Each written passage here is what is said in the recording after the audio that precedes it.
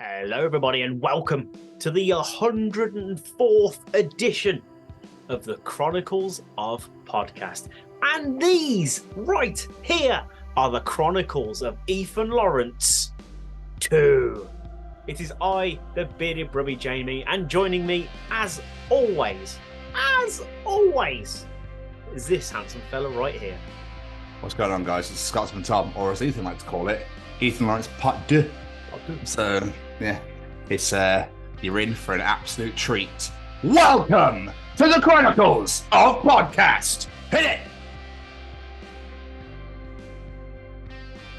Hi there, you're about to enjoy the Chronicles of Tom and Jamie. Hi everyone, I'm Kevin Mann. Hi guys, my name's Annabelle Knight. Hello, this is Becky Baldwin. Hello, I'm Chesney. Hey, what's up everyone? This is Braden from Say We Can Fly. Hi, my name's Ethan Lawrence, actor, raconteur, and previous guest on the Chronicles of Podcast. This is the Chronicles of Ethan Lawrence 2. Happy Bonfire Night in 3 months. These are the Chronicles of Ethan Lawrence 2. Countryside or city, from the young up to the old, the NHS will make you feel alright. Whoa! Jump on board. Ethan Lawrence is joining us once again. Ethan is an actor mostly known for playing Joe in Bad Education and James in Ricky Gervais's Afterlife. Ethan returns for part 2, as we originally spoke to Ethan in July of last year, and now he returns to talk all about Bad Education reunions, horrible histories, Magic Mike, and loads more in an absolutely bonkers conversation. Yeah, I love how it was like, oh, we've got lots to get through and catch up on. I don't think we even scratched any surfaces. It was just wonderful, basically. It's absolutely wonderful. So, yeah, you're in for a wild ride here, guys, if you're a big fan of Ethan or of those shows that he's in. And yeah, especially the Magic Mike stuff is gold. Yes. You will see partway through the Magic Mike conversation that my headphones die halfway through and I have a mild panic attack because I can't hear what's going on. So if anybody notices that, that's why. All right, just to let you know that my headphones just went, do you know what? I don't want you to hear anything anymore. But no, Ethan, again, coming back on again, a year later, it was great. It's like we never left. But that way, it was just like mates catching up again and hearing all about the good old times. And yeah, it's just batshit. We talk about AEW All In. We talk about people seeing each other in London and that sort of thing as well. It's just great. So I think you're going to absolutely love this one if you enjoyed the first. But before I kick into this, if you haven't listened to the first, I suggest you go and listen to the first edition with Ethan Lawrence, because then the second one makes a bit more sense. That's what I'm saying. So anyway, Jamie. Yes, sir. Do you happen to have any final words at all? I have 2. 1, a massive thank you to Mr. Lawrence. Means the absolute world. You wanted to come back and talk to us again. Means the absolute world. And 2, no, I barely did any editing. What are you going to do about it, Mr. Lawrence? People, you're going to enjoy this one. It's great fun. Also, that was more than 2 words. Ethan, thank you so much for taking the time to sit and chat to us. Absolutely great having you on again. And yeah, enjoy this one, guys and girls. Ladies and gentlemen, here we go. Ladies and gentlemen, interviewing this week, it's Ethan Lawrence. Look who it is. Here we go. Hey. Back at it again. Yeah, I know. A year down the line, strap yourselves in, mother lovers. This is going to be a bumpy ride. No, it's gonna be bumpy. That is for damn sure. I can't believe it's been over a year since that first one. July 22nd, the date that video went up. So we recorded that, maybe a week or 2 prior? Yeah. July 6th we recorded, yeah. I went back in the calendar, I had a look. Of course. Would expect nothing less. This level of professionalism. I was like, oh, how long has it been? Let me have it's one to go, I swear it's this month. No. Is it that month? No. It's here somewhere. Where are you?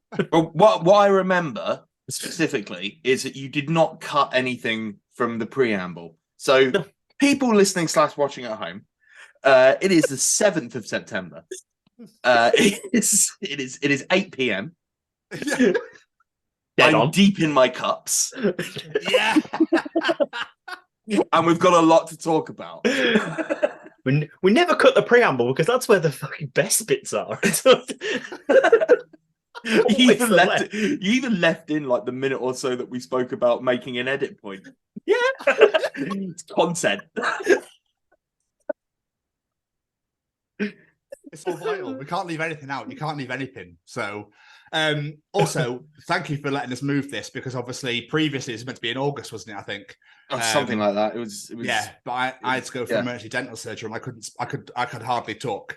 I saw that you'd posted about it on the various socials, and I was looking at it and I was like, I suspect this is going to be bumped because emergency dental surgery is not a joke. I'm not gonna lie to Ethan, right? I'm surprised the dentist didn't put his foot on my chest with how hard he was pulling. Yanking something out instead of putting something in. Yeah. Easy. Who misses? Come on, here we go. We're starting. Here we go. Oh, he's had a wine. And not even a whole glass yet. Fuck. Here we go. Whoa. I'm gonna get fighty before the end of this.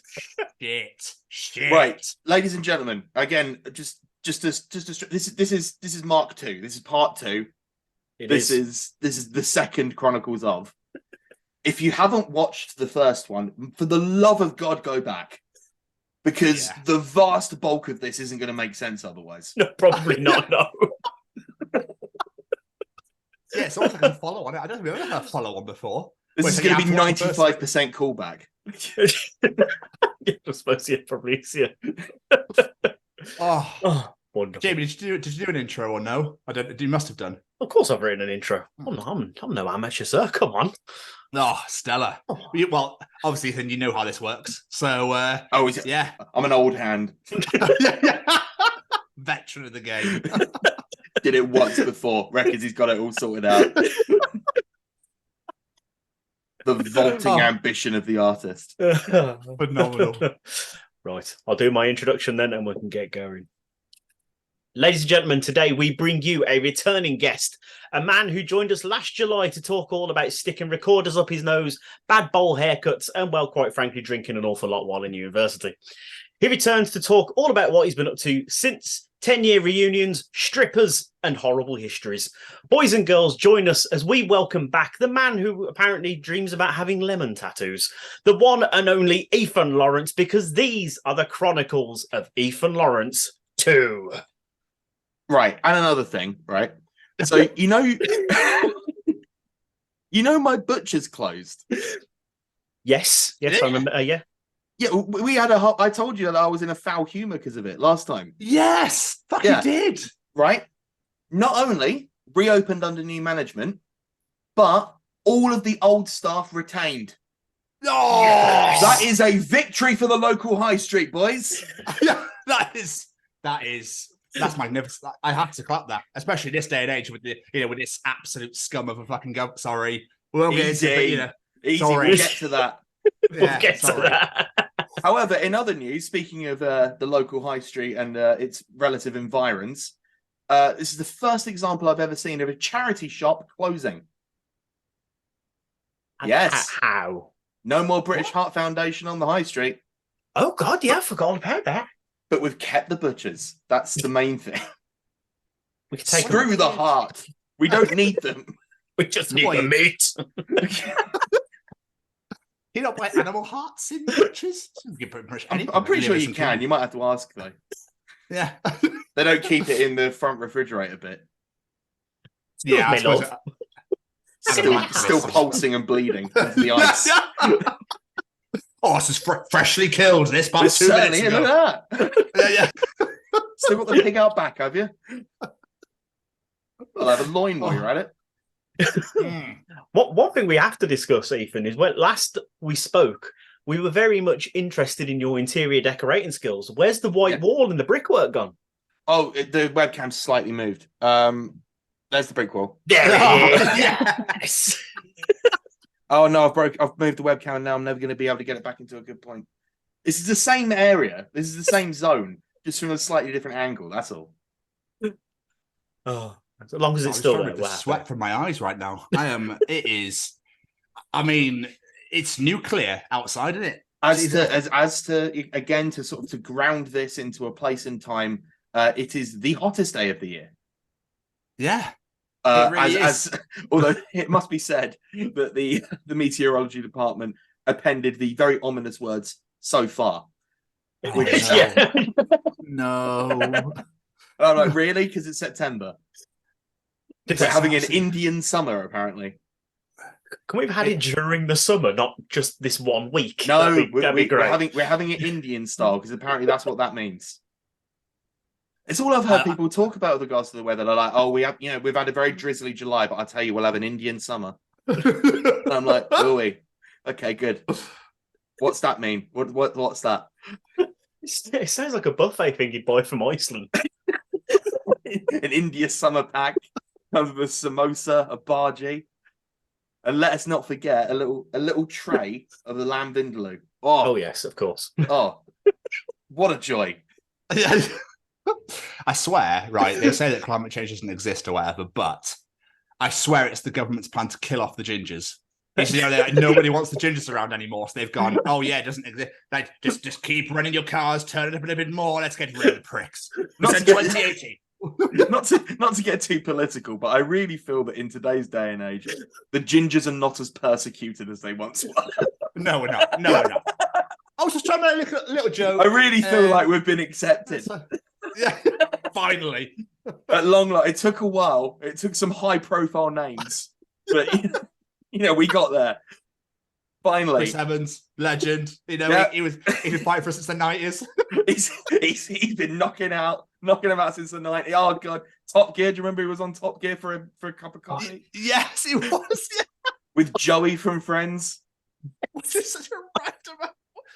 Oh, we want to bring the show back. Who should we get? I don't know. Who's the first 3 people in your phone book? There you go.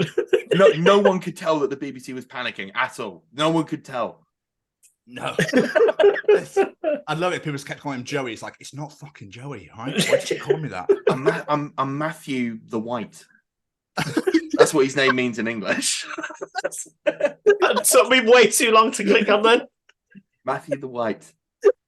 And his close personal friend, Shear the Beef. I actually saw on I was watching House of Games the other day. You know House of Games, the old Richard Osman quiz show, Tea Time. And they referenced the dressage Olympic competitor Charlotte Desjardins. And I was like, cool, Charlie the Garden. Lovely. That's nice, isn't it? Absolutely brilliant. Where did the French get their names up from? Well, if you're gonna speak French and come over, I reckon you should just bloody well learn the language. You know what I mean? Yeah, that's what I think. Come over here and bloody learn the language. Oh, you could definitely tell it's on the wine now. I was going to say the wine's kicked in. Oh yeah, the drunk voice. I forgot. Yeah, I did. I rewatched. So I rewatched our previous interview when we were gearing up for the one that was then delayed by dentistry. Yes. Okay. So we're now a month removed from that, and I've forgotten all of it. All I remembered was I have to bring up the butchers. I have to. That's amazing. That's real, but that is huge. That's like we don't even need to talk about anything else. That's just the best news I've heard. Well, that's the thing. I remember it taking up quite an outsized portion of the original interview, considering how much we had to get through. Like, we had a full 10 years of professional acting career, but a lot of it was taken up with butcher chat and pizza deliveries. I believe, but that's all part of the journey. It is exactly. That was all part of it. People will get confused if you skip over that. It's like, well, hang on a second. How did he get to Afterlife? How did he get there? Someone tell me. I need to know. Well, by failing. That's how. But speaking of being impatient and needing to know something, you did something quite. No, this isn't failing. This is a fucking win. Something you did a few weeks ago. Saturday mashup. You were slimed on TV. I was so damn jealous. Oh, don't be. Being slimed on TV is a lot like during jury duty, and I've done both, right? everyone who hasn't done it thinks that that's something they want to do. No, you don't. Why? I've always wanted to do it since I was a kid. Do you know what? It might have been better if I was within reach of home. Oh, okay. For broader context, Saturday Mashup is a CBBC live magazine show that I went on to promote Horrible Histories. And it's a lovely show. The people there were so great. They really eased us through. I'd never really done live TV before, so, I was kind of nervous, but they really did. Sorry, I'm fiddling. They really did everything they could to make us feel at home and right as rain and everything like that. The one issue that I have with the program as a whole, and this isn't anyone's fault per se, is that it's in Glasgow. Which is far away. Yeah. So I'm game for a laugh. Friday, I hop on a train. Do you know how long it takes to get to Glasgow by rail? About 8 hours, 7 hours? 4.5. What? 4.5 direct. That's nuts. That's from London, though, isn't it? Yeah. Just straight up. That's incredible. We'll get onto this later because we've got other stuff to discuss that also involves trains. This is going to be a train-heavy app. I've learned how far away things are on trains. So I gets into Glasgow, and it welcomes me by the heavens opening. In what was at the time, you remember this was this must have been this was June. So we just had a little burst of heat. Yes. And then that all came to a close, and then it was rain for the rest of the time. But I arrived and it was biblical. Rock into the hotel, go over to a little bar nearby, which was, it's called Lebowski's. And brilliant. Yes, in answer to your next question, did you have a White Russian? It is entirely themed around the 1998 film The Big Lebowski. I now need to go there. It was pretty good. But did you have a White Russian? I certainly did. Yes. I had one of the 28 White Russians on offer. What? There's more than one? They're mixing it with all kinds of stuff in there. And they've all got delightful names. Everyone Google it. I'm not going to say them here. Okay. It's Glasgow. It's rough up there. So I gets in the next day for Saturday Mashup, early doors, run through rehearsals, everything like that. Everything's going well. We kick off at 9:30, and we've got 2.5 hours roughly of stuff. And at the end of it, I get slimed. Now, I had a train to catch. So I get covered in this stuff, right? I'm absolutely head to toe. I'm gunked. It's bad times. And because of where I was sitting, because I was with Jess Ransom, wonderful Horrible Histories, shout out, whoop, whoop. So we sort of went there as a pair. So we were getting slime together. So because of the angle of where I was and because of where the slime was coming from, a lot of it went in my ear. Oh. Okay, yeah. So my brain's covered in slime, my body's covered in slime, my clothes are covered in slime. And then basically once we go off there, I'm hurried to a changing room which has a shower, and I'm also given a heavy duty bin bag, right? And so that contains all my clothes. That goes in the case. Quickest shower I've ever had in my life, like just scraping the gunk out of the side of my head with a chisel, throwing everything in the case, and then hopping in a taxi to the train station, and then 4.5 hours home. Oh, dude, that's brutal. Fun fact about what they make the slime out of, I think it's mostly soap. Because when I got back, I thought, well, I'll chuck everything in the bath and try and get the slime off before I put it in for a proper wash.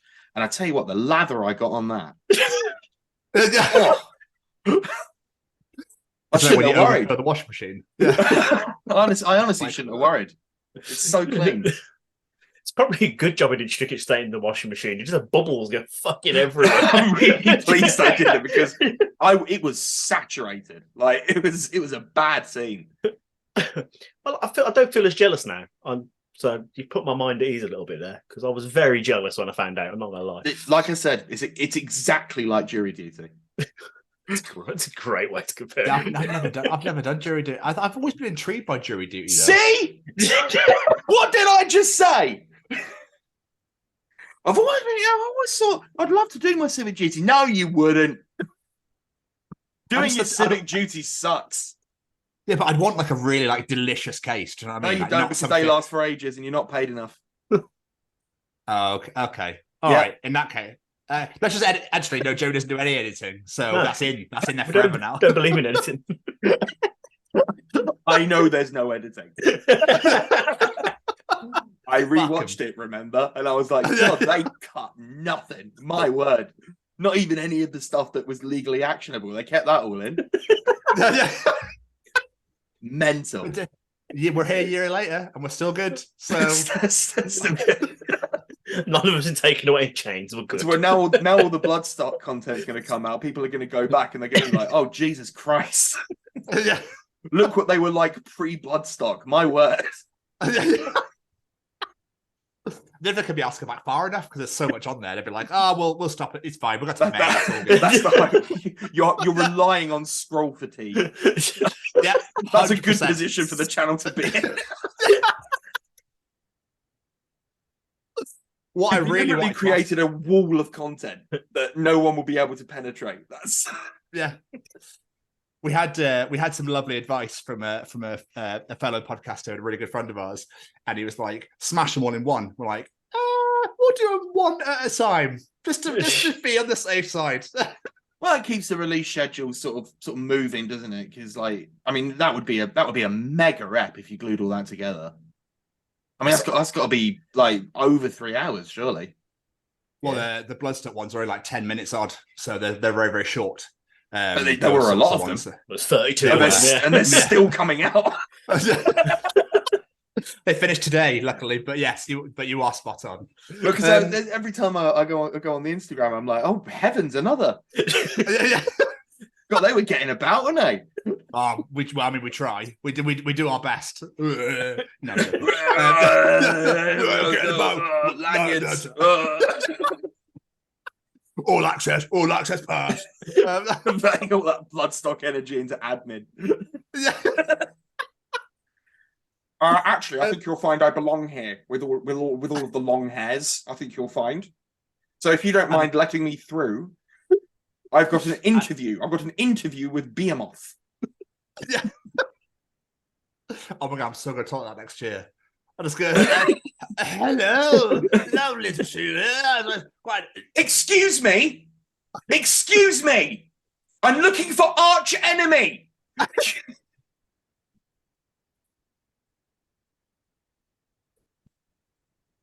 There's a lot of silence with the laughing. That's really disconcerting. Oh, sorry. That really tickled both of us. And that was great. That was superb. Oh, that's going in the best bits at the end of the year. One of the things I do remember from last year is that there was a lot of that, and we had to, and we didn't cut around any of the points where we were all paralysed with laughter for 30 seconds at a time. No, the German accent is a particular favourite of mine from last year. I did lots more of that. It's still so camp. I can't change it. It's great. It's so. Although I watched one earlier where you played an Icelandic son. Oh my word! Yeah, we're playing chess. That was great as well. Yeah, I kept my own accent for that one. Fortunately. Yeah, I know. I know. There's no rhyme or reason to any of it. Do you know what? Right, like watching, like we'll get to it later, but like it's fucking great. Good show, isn't it? It's just. For kids' TV as well, it's fucking fantastic, and just the way that it's done, and it's almost like pushing the boundaries. I find, but I love that. That's what kids' TV should be. Was it? We had this discussion before, didn't we? Yes. Again, calling back to the previous. If you haven't watched it, we know we're going to rip. But if you haven't watched Chronicles of Ethan Lawrence part then you are not welcome here in Pudder. Go back. And for anyone coming, if anyone is now coming back here from Patois, welcome. Thank you for obeying what I will inevitably say in Patois, which is you need to go listen to Patin and Padde. But I think we did cover it when we were talking about children's TV before, because I do remember taking real umbrage with you. Yes, you did. Yeah, because you were saying it's toothless. And I was like, well, how much do you watch? And you were like, none. And I was like, well, I don't think you're in a position to have an opinion on that then. No, which is actually spot on. But now I've said it. So But now you've seen it and suddenly, oh,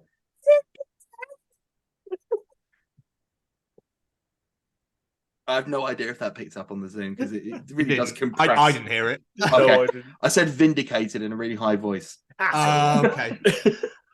Fucking Zoom, you prick. It's only part way through I realized I was like, oh, the compression stuff on Zoom is like really powerful. No one's gonna be able to hear that. But it was like awful. It was vindicated, but like 3 octaves higher, just so everyone knows. I thought you were going for a dashboard confessional type style. Who could say? It's lost now. We'll never hear it. Bastards. And I haven't created a native recording, so there's no way. I probably should have done that, huh? Fine. Oh yeah, wait, no, there's no editing. Why No am I editing. No editing. why Come am I on. thinking Come about on, Ethan. providing a separate audio track? Silly me. With my highfalutin ideas of production. Yes. I've got a full-time job and a family to look after. Editing. Oh, is we've all got full-time jobs and sacrifices. families. I still found the time to go to Wembley Stadium to watch wrestling. that was going to be my question. How was All In? Did you enjoy Oh, it was brilliant. It was so good. So yeah, this is for those keeping count at home. This is All Elite Wrestling, All In Wembley Stadium, the first wrestling show in Wembley Stadium in 31 years, I think it was. Yeah. Yes. The previous one being SummerSlam 1992. Yep. Correct. British Bulldog going straight over Bret the Hitman Hart. Jerry did. as a feel-good pop for the fans. And this time we had Saraya going over Tony Storm, Hikaru Shida, and Britt Baker, which was received less positively. But what are you going to do? Yeah, I didn't get it, but Hometown win. Whatever. It's, she won't have it for long. no, hopefully. Well, I'm just glad Jamie Hayter wasn't there. That's injury. That's injury. What can you do? No, I know, but but the main event was just out of this world. It was just unbelievable. And to be fucking there live superb. for it, like Yes. to be there live for the orchestral reimagining of MJF's theme Oh, as he comes in on the throne. And I not to brag, fellas, but I spent a considerable amount of money to have not bad seats. I was in the first tiering of the raised bit. yeah. So perfect view of the screen and like enough that you could see if there was like a big move in the ring, you saw all of it. Like if someone's doing a big old jump or a big old superplex or some such, I could look down from the screen and be like, there they are, all the little wrestle boys jumping about. Oh, Will Ospreay went very high, didn't he? Yes. I guess you could say he was elevated. That's a reference to his theme music, ladies and gentlemen. Obscure wrestling trivia. You're damn right we've got it. Because I made the mistake of going to the floor. I went on the floor seats, and I Couldn't couldn't see all I shit, could right? see- Nope. I mean, I could see it when they came to the top rope. I was like, "Oh, cool!" And then as if they jumped off, gone. Now, I didn't know that you were there, Tom. I was there. I only saw you were there after I'd left. See, next this is day the when you thing. put- This is disappointing because it turns out, for the first time, I would imagine probably ever, we were in the same room, We were. and we with 81,035 of our friends. Well, yeah. Yeah, I didn't know you were going. Cannot I bumped into quite a believe few you didn't people. spot me in the in the tsunami of people. Weirdly, I saw one of my friends from Scotland I've not seen for like 15 years. That was weird. They say, don't they, that like, well, I don't know if you've heard this because you don't live in London or near London or think about London, I imagine, but with you being in the UK's second city. But they say that you're more likely to bump into someone you know in London than anywhere else in the world. Did they actually say I that? have heard that expression before, yeah. Yeah, because it's where people go, innit? Like, especially if you're in the centre, like, there's a chance you're going to see someone there. I don't know how true it is. I've not had the time to test it, nor the inclination, really. No, that's fair. I was going to say, It's just stop gonna be wandering me around standing on the aimlessly. corner of Oxford Circus looking for someone I know for days at a time. Anybody I know here? Hello. Excuse me. Are you looking for Ethan Lawrence? Do you know this man? Big arrow pointing at me. One of them neon one. Like, Got a sandwich board on. Or he's dressed as a hot dog, weirdly. Why? Is that a reference? God, horrible histories has changed. What's happened here? He's gone insane. Of course he has. He's lost his mind. He's absolutely lost his entire mind. Yeah. Is it about food this episode? Is that what's going on here? The origin of the hot dog? Yeah. The Frankfurter. Oh, well, that means he's going to be doing... Yeah, he's doing the German accent again. Oh. Oh, yeah. Oh, yeah. Essen mein Schnitzel, yeah. Oh, jumpen mein Frankenfurter. Oh. Oh, God. I'm going to take on some wine. I feel like I need it. Oh, this is absolutely superb. I don't think we've even got into anything yet. This is chaos. We've been here for nearly half an hour and we've done nothing. I was about to say, I feel like I should lasso this in a little bit. But no, you've been a very busy man since we spoke last, sir. One of the biggest things you did a bad education reunion episode. Yes. I don't recall talking about that the last time you were here, though. So it was not a thing the last time we were talking. Or at least I imagine it was probably being dreamed up in a lab somewhere, but I had not heard of it by that point. Oh, wow, so that must have come together really fast. I think so. I mean, there was obviously a lot of work going behind the scenes because I think the main focus was Series 4, and the reunion sort of was tacked on also when it transpired that they were able to get hold of, a fair chunk actually of the original cast. I think they did quite well there, and I mean. I'll be honest, not to sort of like go, oh, actually, no, but like they were genuinely they were lucky they got me. Really? Because remember when we were talking before, I was just about to start Horrible Histories. Yes. Now, the thing with Horrible Histories is that it is 14-hour day, 5-day weeks. Oh, I remember you saying. Yeah. And that was going to be going on for August all the way through to December. Yeah. And so the big question when they came in with the offer was sort of like, okay, when though? When am I supposed to have time to do this? Yeah. And so it was like, oh, okay, well, but we managed to squeak it out, and in the end, I was able to get everything that I needed to do for that done in 3 days. Oh, nice. Which is, and I don't know if, because I've watched it back. I don't know if it suffers from the fact that like Joe is obviously clearly missing for parts of the main action because I wasn't there. But I think they explained it away enough, and I think we just about got away with it. I don't think you could see the joint, which is all you can hope for. What was it like to be back on set again? Weird, man. But like it was weird playing Joe again, but also again not to be sort of like, but like Joe was like I knew Joe, I knew what I needed to do and everything like that. My primary focus was still very much on Horrible Histories because that was different every single day. Yeah. Whereas with Joe, because I played him for like 4 years, it was like pulling on radiator pants. You know what I mean? It's like that. Yeah. Oh yeah, I know the mode. We're good. Yeah. And like as soon as I found him again, I was like, yeah, okay, yeah, this is going to be fine. All I need to remember here is my words and how I react to people, and we're going to get through this just fine.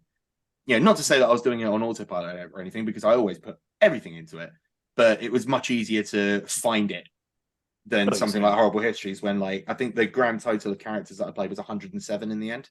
Oh my God. So understandably, my mind was elsewhere. Understandably. How was it seeing all the cast again, though? Had you kept in touch with any of them, or was this first time you've seen them? I mean, here and there, like on social medias, which is short for social media. It just saves time when I'm talking. So outside of that, no, like, we haven't like met up or anything. Like, you drift apart, don't you? I mean, some of the people who were involved in it like don't act anymore. Like Nikki Chronicles plays Chantal. Like, she's off doing her own thing now outside of the acting world. But like, laced up the boots for one last hurrah. But like Jack Binstead, who plays Remdog, he was on the way out, although he seems now he's on the way back in. This was the spur and the get up and go that he needed. And obviously the whole thing was being built around Leighton and Charlie, who are now carrying the can into the future. In fact, I believe if what I saw on Instagram is true, I believe they just wrapped on Series 5. Oh wow! Oh my days! yeah, so that'll be I imagine end of this year, beginning of next. Oh, nice. Is it ever a weird feeling watching a TV series continue after you've already played your part, sort of thing? Do you always sometimes feel like, why am I not involved, or why maybe I have a part somewhere here or there? Well, I mean, in this case, it was more along the lines of how would I have found the time? Well, in this case, there was an absolutely legitimate reason why there was no way I could have done it. Right? Yeah. Which leads us on to the next thing. So you know how I said it was going to be very difficult to do Horrible Histories and another job at the same time? Yes. Guess what old Clever Clogs here, old Tommy Two Jobs did? In between the location shooting and the studio shooting for Horrible Histories, he only went and got himself another bloody job, didn't he? Yeah, of course he did. And you'd never guess where he got that bloody job, considering that we were shooting most of Horrible Histories in and around areas of the N25. He got it in bloody Leeds, son. Do you know how long it takes to get to Leeds by train? I knew that was coming. 2 hours? 2.5. Oh, close. Very I will good. get one. See, this was the thing I thought, because this was, obviously when I was going up to Glasgow, I was a dab hand at this sort of shit. Like I knew how long things took.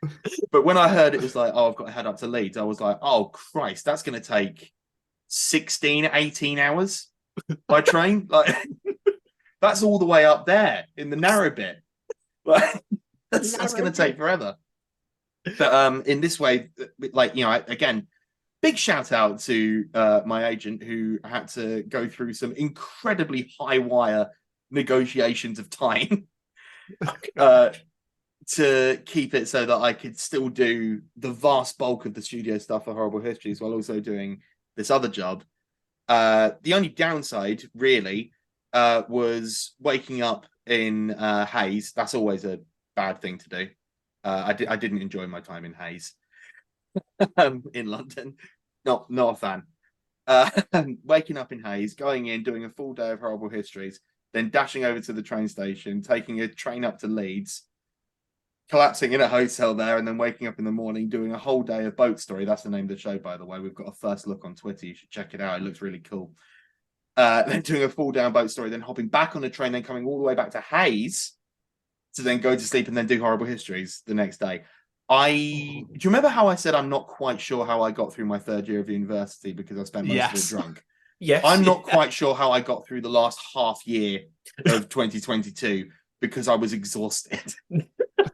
Because you're on a train for 90%. Because I spent so long on a train, man. Oh, it's grim. I mean, at least from London, most stuff's direct because of this side of the country. It's like that will take you 7 hours to get to Birmingham, and the you're only Forgotten Realms. Yeah. And it's like that train's now cancelled. You have to wait 5 hours for the next one. Good luck. Yeah, you have to take this very strange circuitous route around Luton. I hope you're ready for the East Midlands. Yeah. Hit Grimsby for half an hour, then we'll go to Kent, Portsmouth, Bournemouth, and Southampton. A nice big just loop. Because. And then we'll take you right back to Edinburgh. Is that okay? That's dreadful. But yeah, no, London is direct because that's where all the magic happens.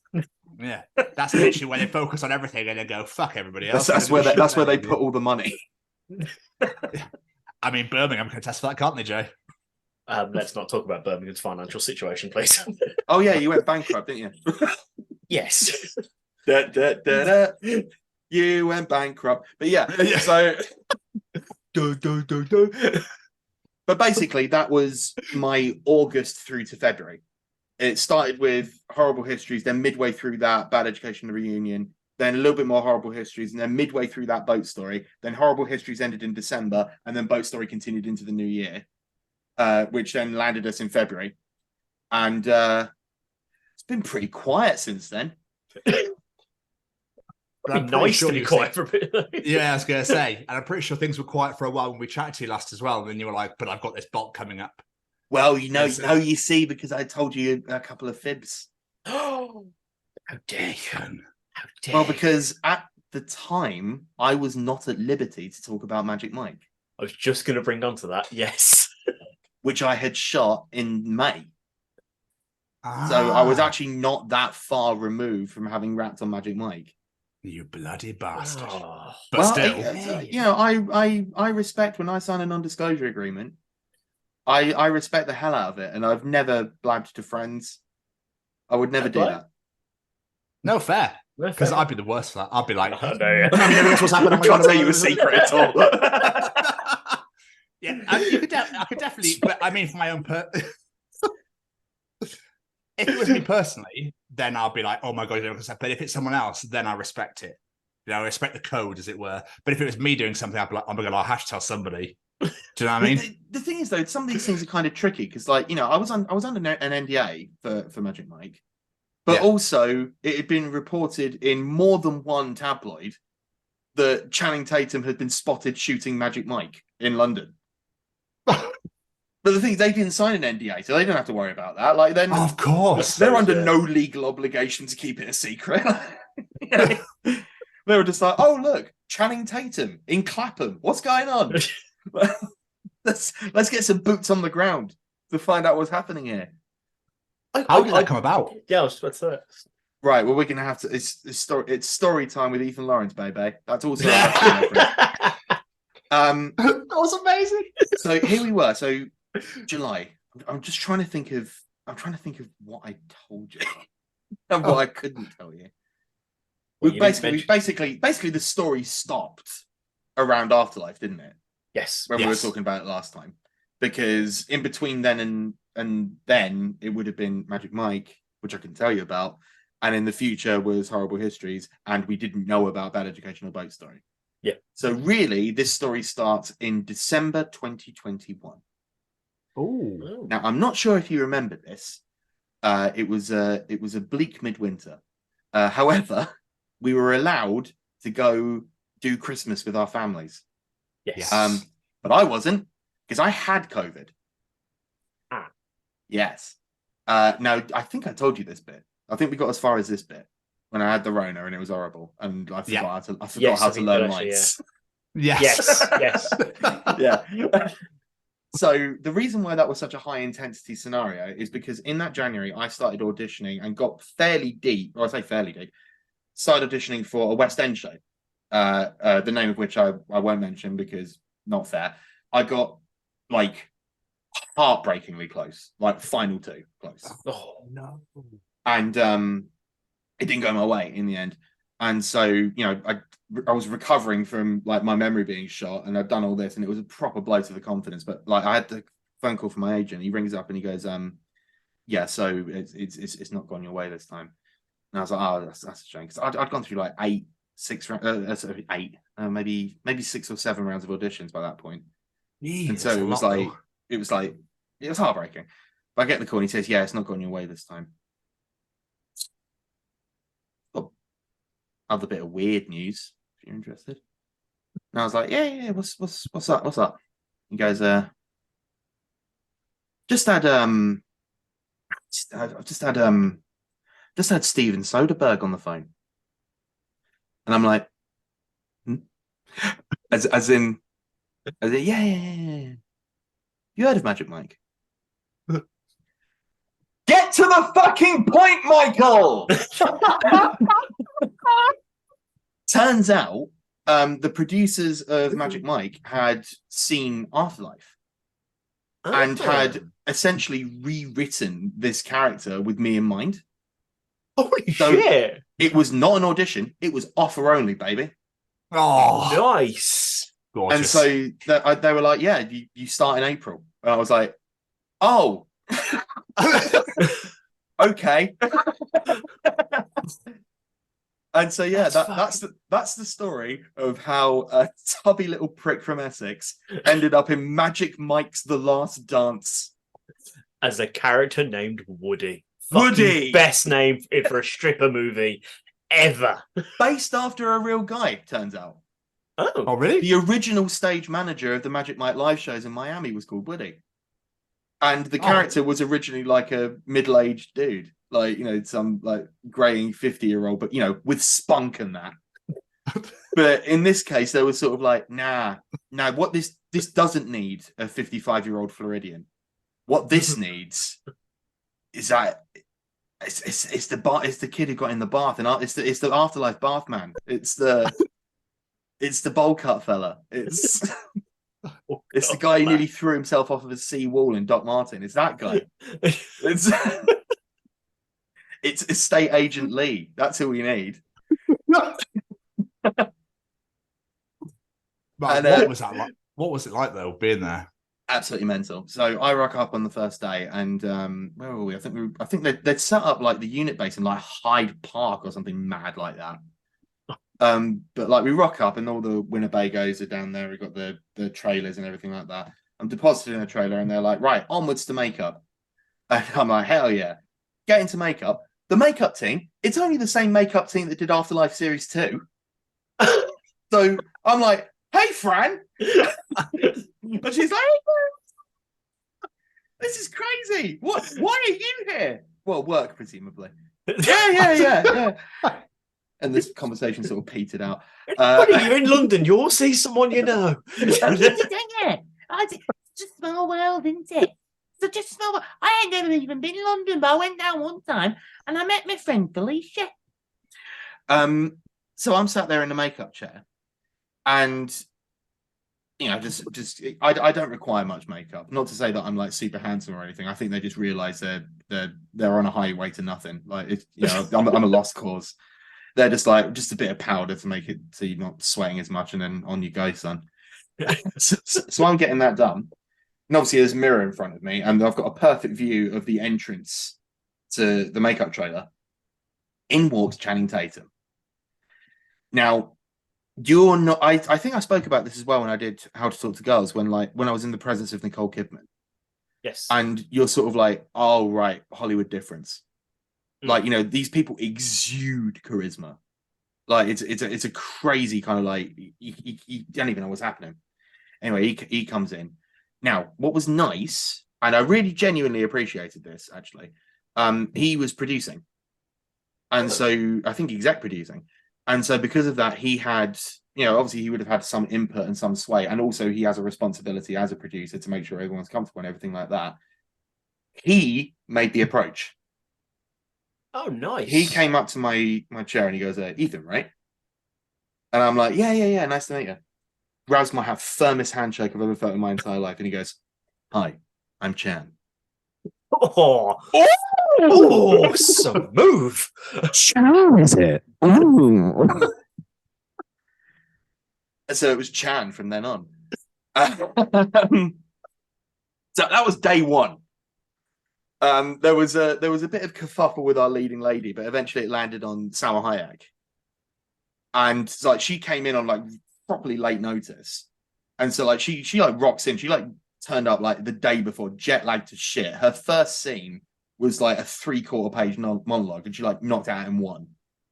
Oh, and you're like, that's okay. That's why. I get it now. That it is me struggling with my line, which was hello, and there's a 3/4 page monologue while jet lagged. Yeah, all right, okay, fine. Yes, I get it. I should work harder. I know. I just scanned it. Went like this. Like first went and it went. Cool.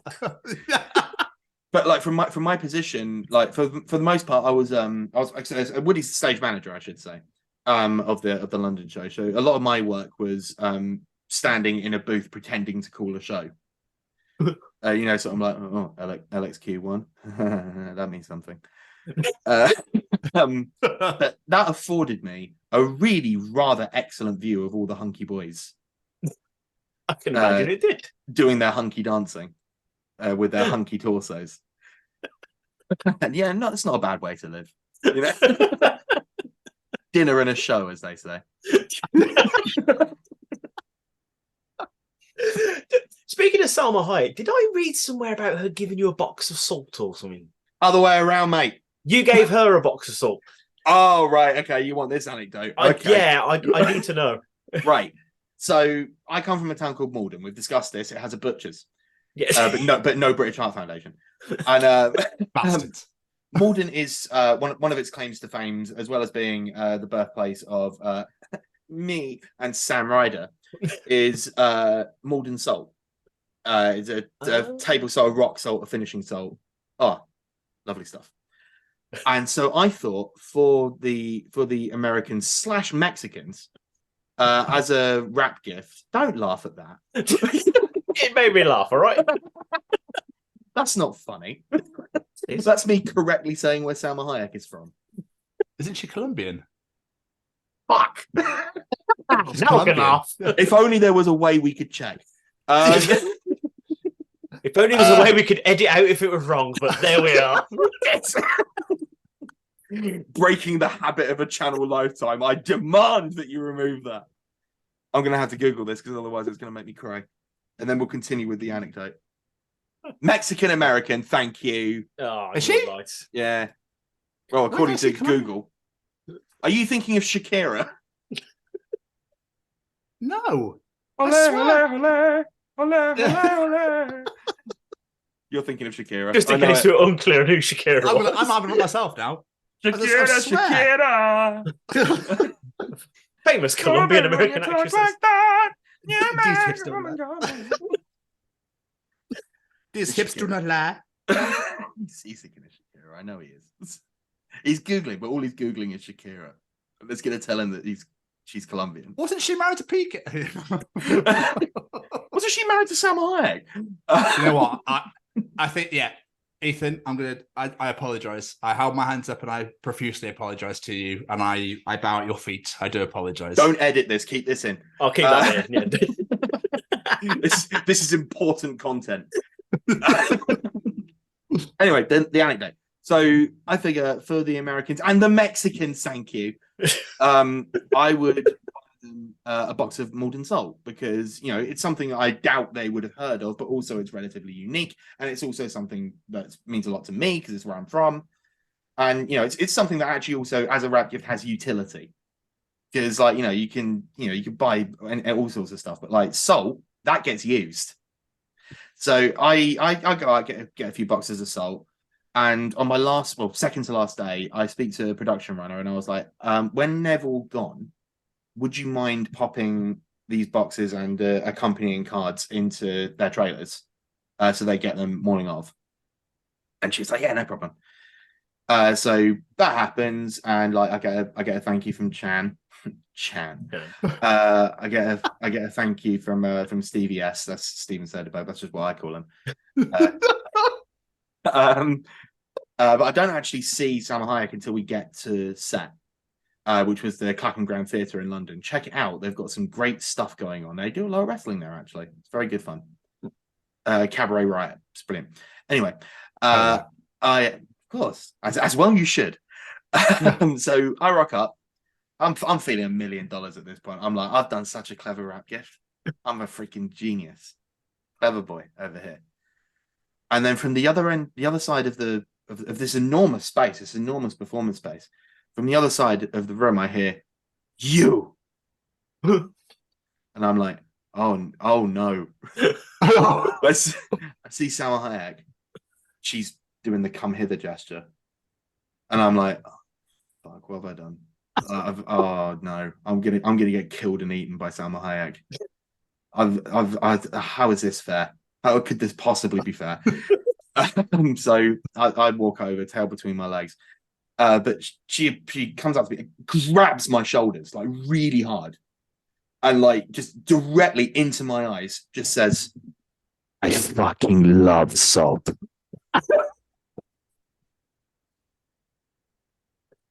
As it transpired, her PA, as soon as like she'd seen the salt, she sent her PA to go and get eggs, and was like having like where the salt on it and everything like that. But meanwhile, cut back to this moment, she's gonna fucking love salt, and I'm standing there and I'm like, "Ah, good, you're hurting me." And so I like to. I mean, certainly that's given me. I've since that happened, I've dined out on that anecdote. I don't blame you. And I like to think she hasn't forgotten.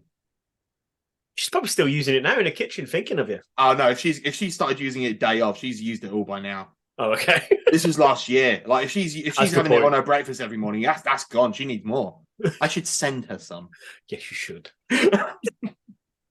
I should send Salma Hayek some salt. It's Christmas in a few months. You'll get a phone call and you'll hear is you. What? This again. She's tracked me down. She didn't even give her my number. How did she get it? She just knows everyone. She just knows people. She just knows everyone. She can find it. Her husband is a billionaire. I can be found. Yeah. I need the British guy. The one who gave me this child. I need the guy who kept ad-libbing at the end of all the scenes and made me really confused. But that's why they hired me. Like, I was constantly being pulled aside and saying, once this scene is finished, feel free to ad-lib something. And I'm like, oh, red rag to a bull. And knowing full well that none of this is going to get used. But so make an impression. I just went buck wild with it. So like, I'm talking about there's a scene where like they dress up as swans to trick this lady, and there was have you not seen it? Oh my god, you're not done research. Oh my word. I can't say I've watched any Magic Mikes, I'll be honest. Can't believe you showed up to this extremely important interview. Look, after seeing a Magic Mike post of Kevin Nash on it, I've sworn never to watch those films.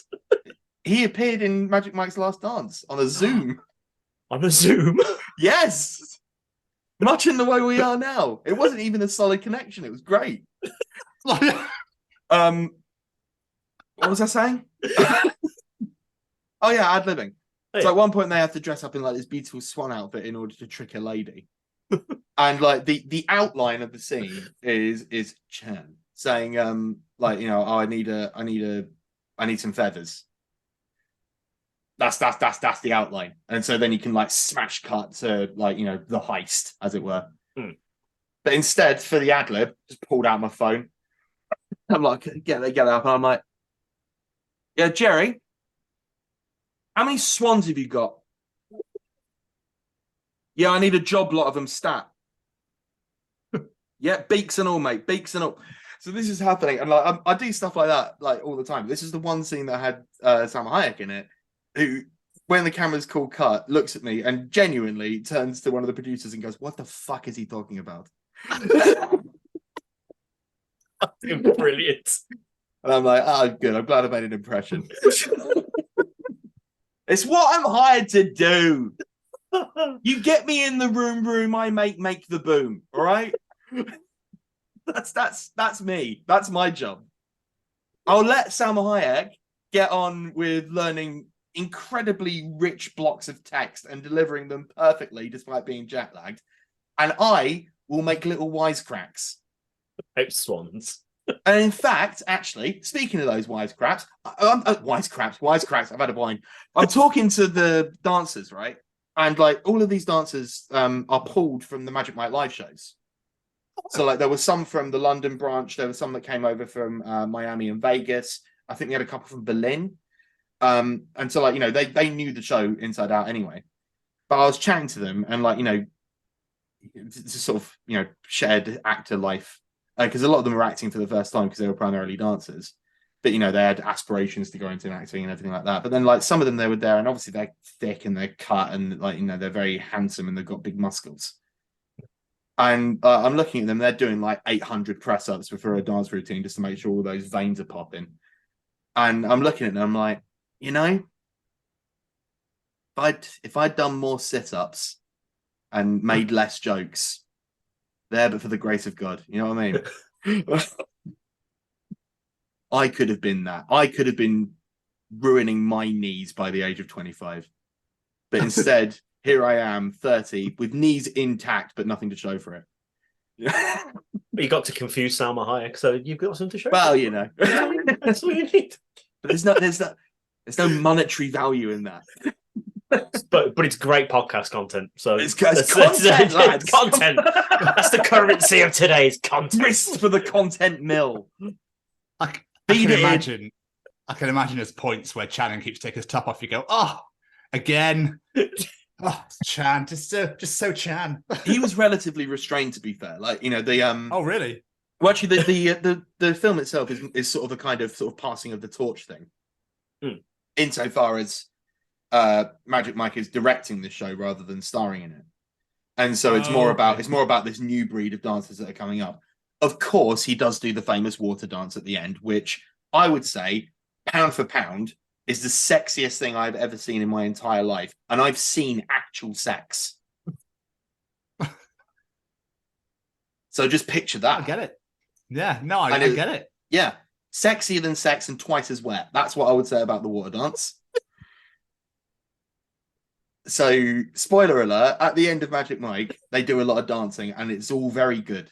And you should go and watch it, especially if you're, I don't know, just pulling a random example out of the air, going into an interview situation with one of the people that were in it. He says, knowing full well that he hasn't seen all the Bloodstock videos, but he saw a couple. Well, I appreciate watching the couple. Yeah, I'll get to it. I'm a busy man. No, Ethan, it's cool. Like, as you know, there's been a lot of AEW wrestling over the last 2 weeks. Yeah, I mean, I still haven't fully caught up yet. I mean, so what? So as it was Wednesday yesterday, so essentially 3 Dynamites, 2 Rampages, 2 Collisions, all in and all out. That's a lot of wrestling. That is a lot of wrestling. To put with an acting lifestyle as well. We're going down to the butchers. The acting lifestyle. I've done fuck all since March. Like, oh, dude, something's coming up surely. No, I don't believe you after that. That's not fair. It's a bit of a lie. What I've been doing mostly since Boat Story wrapped is post-production. Finishing stuff up on Horrible Histories, finishing stuff off on Boat Stories. I've actually got ADR to do for Horrible Histories next week, Monday, for example. So that's still ongoing. Because I think I told you we were doing 2 series back to back of Horrible Histories. Yes. So 10 and 11. So 10 is sort of trickling out now, and now they're getting 11 prepped for next year. So still a lot of back end content, still to be done, still to be dubbed, and everything like that. But no, in all honesty, the industry's in stasis at the moment. Not to get too heavy, but like a combination of Brexit, cost of living, the fact that they've made everything that they had stored during the pandemic, and then add on to that the strikes in Hollywood at the minute, which in your head probably shouldn't affect the UK film and television industry, but the UK film and television industry is kept aloft by American productions because they bloody love shooting over here. Yes. Yeah. Because we have the best crews in the world. But of course, nothing's shooting at the minute. And, you know, oh, woe is me. Obviously, huge solidarity with everyone who is striking. I'm not part of SAG-AFTRA. I'm not part of the WGA, so I am not on strike and still very much available for work. Still ready to go, whatever it may be. But yeah, no, the issue at the moment is money. Like there's in so far as in television and film production in the UK, there's just not enough of it at the moment. Because they spent most of it on the post-pandemic stuff, and then it's difficult to recover when everything is like 1.5 times more expensive than it was. Yeah, it's shit, quite frankly. Thanks, David Cameron. I'm blaming him for this, and no one else. Just give it to Cassidy. Another obscure reference there for anybody who's watching the YouTube. We got him. Yeah, no. So it's been after what was like the most manic period of my career. It's been very quiet, and mainly just keeping myself afloat with all the post stuff. Does the AI stuff concern you in any way? Oh, hugely. Because clearly one thing that we've learned from the reaction to the strikes by the money men is that if you give them an inch, they'll take the piss. Yep. And so, like, it's a horrible situation for the arts to be in, because there's an argument to be made that it saves money. Although, speaking personally, I sort of feel like we'd save a lot more money if we replaced some of the top chief executives with AI. I think that would be a lot cheaper, wouldn't it? As how much was it that Bob Iger gets? He was 26 million a year. Something like that, wouldn't you? Yeah, 26. I figure here or there, you could make, I think, a low budget horror movie for that, and wouldn't really need Bob Iger to do that. No. Just have a computer. Just running just a laptop in an empty room. just drawing a couple of pennies of electricity a day. Ridiculous money. You could make a independent horror film. I could be in it, the horror film, actually. I could be in that. Lead. And if it was made in the States, that means I'll be partway to getting my SAG-AFTRA membership. But then I'd be on strike, wouldn't I? I was going to say, then you'd be on strike to be able to work. I'd be building a rod for my own back. So I'm like, oh shit, now I've got to show solidarity. Ugh! Fine, I'll see you on the picket. Jesus. Jamie alluded to earlier. What was the lemon tattoo about? I know you're going to get it. Right, okay. So some of the questions you guys come up with are the most niche shit. So I tweeted, by the time this comes out, it's probably going to be a couple of weeks until this comes out, right? Yeah. So like this tweet, I've probably deleted it by then. Sorry, it's not even a tweet, is it? This X. I X'd that I had a dream, a genuine dream, that I had a tattoo of a lemon just here on my left arm, upper. And in the dream, I was supposed to be doing a scene topless, but clearly there had been a miscommunication somewhere down the line, and the makeup team were not aware that I'd gotten a tattoo. And of course, they were like, "Oh, so we've got to cover it." And I'm like, "Well, that's going to be fine. That should be fine." And they said, "No, it's not built into the schedule. Like, we're going to need an extra 15 minutes." And like the second AD comes in and goes, how's it going in here and everything like that. They go, well, it's not good actually. It's not going well at all. With turns out Ethan's got a tattoo of a lemon on his upper arm, and he's going to be topless in the next scene. So we've got to cover that up, and we're working as fast as we can. But we want to get a professional job done. And the second AD goes they've got a lot on, right? But I don't think he should have acted this way, because you know what he did in the dream. I should say, you know what he did. He went. What did he do? He went. And I'm like, oh, come on, man! This is no one's fault. I did send an email about this. I mean, I did send it to one of the. I probably sent it to. I imagine the line producer. Don't take it out on the makeup team. Go speak to Sarah. Sarah's the one I emailed. She should have passed that on. This is yeah, it was probably a bad idea to get this so close to filming, but I didn't think this was going to be such a big issue.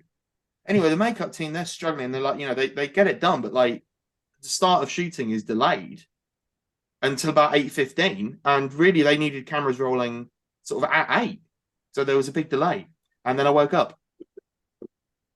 Nuts. Very dramatic dream over a tattoo. I just love citrus. that was the dream. I woke up like, oh no, I caused an issue. I caused a 15-minute delay.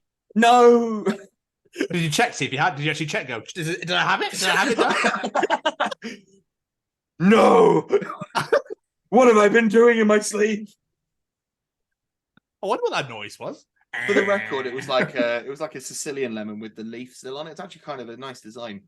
Oh, that actually sounds really lovely. Yeah, I love lemons. I might get it. Oh, dude, fuck it, just do it. In honor of this dream I had. Then randomly get an orange at one point. Yeah, then a lime, but get them in the randomest places. Can I get a lime? Yeah, I want it on my arse cheek. Yeah. My limey ass. Yeah. just that under, up. Just the cut bit, just under, just by the hamstring would be great. Right there. Yeah, that's it. Yeah. Perfect. That's not going to hurt at all. That's all fat there, isn't it? Yeah, that's what I said. But I was just thinking, would that hurt? Meaty areas. It's quite fat skin. I would imagine. It's more painful on thinner areas.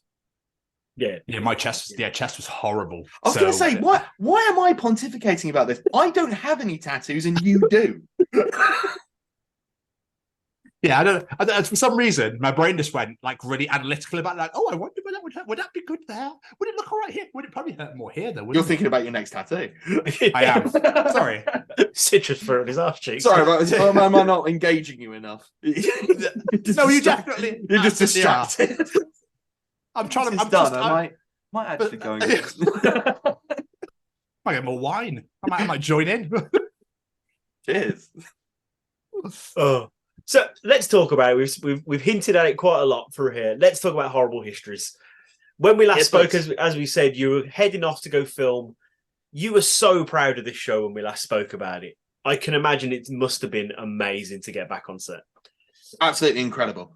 The difference here was that the time before I was in what they call Category B, which is basically like a day player. For this case, I was upgraded to Category A. So one of the core 8. Which on the one hand was brilliant because it meant I was on set every single day with a commensurate increase in pay, which is always nice. So, on set every single day, playing hundreds of characters and like doing multiple sketches and so much fun and everything like that. The downside was that I was in every single day playing hundreds of characters and the increase in time in the makeup chair. It is an exhausting show to do. Really properly exhausting. More than anything else, I found the difficulty was learning the lines for the next day, doing the scenes, ejecting that, and then learning the lines for the day after. Because there's this constant churn. And like, if you're just playing one character, that's usually fine because they're not in everything, so you can sort of compartmentalize it and break it all down. In this case, it's like, well, no, I could be bloody anything next week. I've got to be ready for literally anything, and I have to be shit hot on the lines because there is not enough money to get this wrong. How far in advance do you get the scripts then? Oh, we had the scripts from the beginning. Like, we did read-throughs and everything like that. But bear in mind, that's 24 episodes. Yeah. Well over 1,000 pages of text. Obviously we're not in all of it. No. But like, this is how bad it got. I bought an iPad. Like, for the principal reason that I could create, like, I could get software on the tablet that would create like character breakdowns and like diarize things and do calendars. I can also get script software so that I can highlight everything, move everything around and put everything in order. Honestly, without a tablet, I don't think I would have been able to do it. Just keeping track of everything was the hardest part. Was it harder than you expected it to be going in? Obviously, because you've moved up from considerably harder. It was a proper test, I think. And one, I'm glad that I basically succeeded because I'm still alive and they're putting it out. And I'm still in it. So that's a good... Well, yeah, that is always a good... I survived the edit. That's something you wouldn't know about this. That's something other things do. They edit stuff. No one's got time for that. Come on. I mean, I think I watched all of series 10 so far, and I think in the 3 episodes, I think you've played about 7 or 8 people. Yeah. So extrapolate that across a further 21 episodes. Oh, dude, must have been. I mean, it like I said at the beginning, though, it's fucking great, and I really enjoyed. Lewis and Iron Bevan was absolutely fantastic. The whole happy birthday to the NHS. Yeah. What's been nice is that the episodes that we've done have been coming out on date specifics as opposed to sort of like as a week by week thing. Yeah. So we've had Father's Day, we had the 75th anniversary of the NHS, and we did the football one for the start of the Women's World Cup. And it's quite a nice way of doing it, I think. Just keeping it very thematic and like, on the pulse, as it were. Because like, we've got an episode, I imagine upcoming, that is it's a bonfire night special. Oh, and wow. I remember when we were shooting it, I was like, I bet this is one that's going to appear out of sequence because it would be so weird to put this out in August. We can't do that, surely. Happy bonfire night in 3 months. Oh, it's hot, isn't it? I guess we're having an Indian summer. What I like about it is obviously it's quite different because you're not really going back in time sort of thing. It's like their stuff's quite relevant now. So like obviously the NHS stuff's obviously fairly new. It's a late 40s, early 50s. Yeah, and then you got the football as well. So it's not like Tudors and Elizabethans and that sort of thing. It's not going all the way back. There is that though. Like we will get to that. It's just the way the things landed meant that there's just some more contemporaneous stuff at the front end. But like, don't worry. We'll be going back.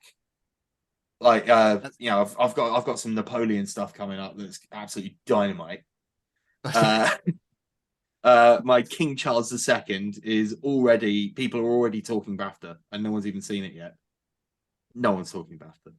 I bet they are. You're talking BAFTA. I am. Come on. I'm a one-man army. Give him a BAFTA. Why not? He's worked hard. You know, he put in the hours. You deserve it.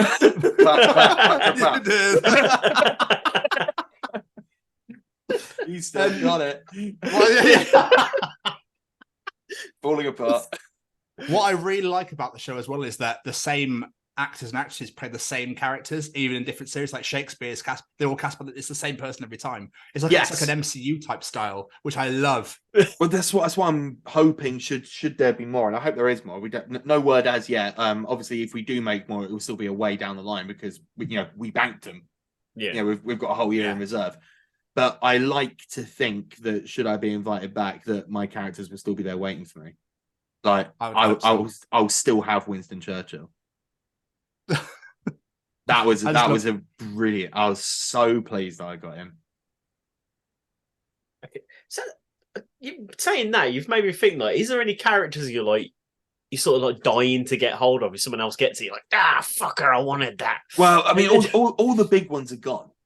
Generally, like the real titans, like Henry VIII is Tom Staunton's baby and always will be, because he's so good at it. And also, fun fact: a lot of people when they're like when they hear about horrible histories, they're like, "Oh, I bet you bloody played Henry VIII, don't you?" Because it's like, actually, I think you'll find that Henry VIII was really tall and I'm short, so no. You got fat and ginger right. But you missed out the bit where he was 5'10", yeah? Which might not sound like a lot, but in Tudor times, freaking giant, mate. He was huge. And if you watch the show, you'll find I'm actually William the Conqueror's son. So fuck you. Actually, I think you'll find, and I think you'll find that Tom Staunton, who was in Barbie, no less, did a really, really good job as Henry VIII.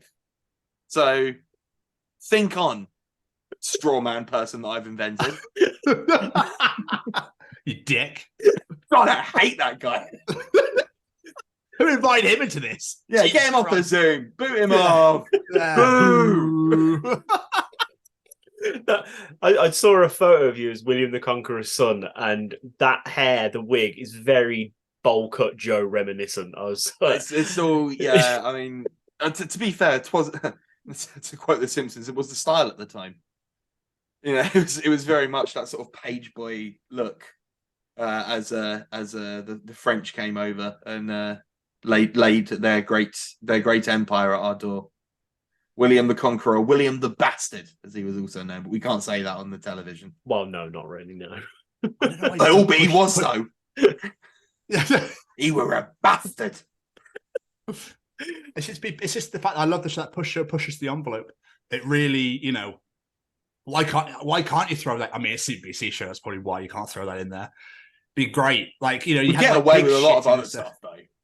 Oh yeah, like we get away with absolute murder on that show. Sometimes we get away with actual murder on that show.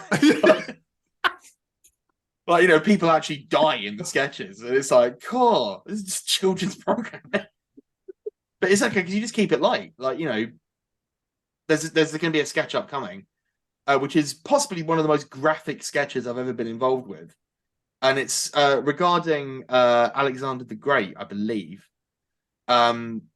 And the actual true fact of something, which is that in one of these final battles, not the actual final one, but when he was sort of closing out his conquering of his empire, he insisted on leading from the front despite suffering from dysentery.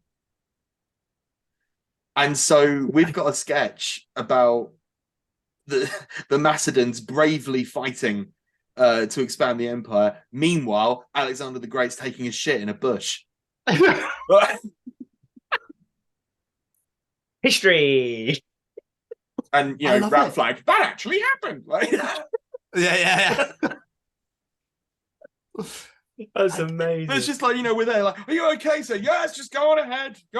Yes, just I'll be there in a minute. I wouldn't come back here if I were you. Do not go in there.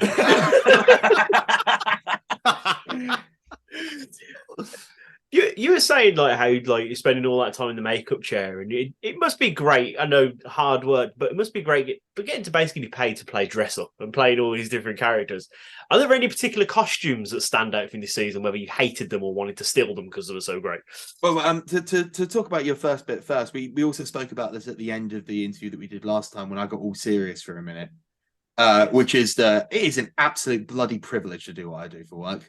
Yeah. And there's not a day that goes by where I don't respect and appreciate the fact that I'm fucking stealing a living, mate.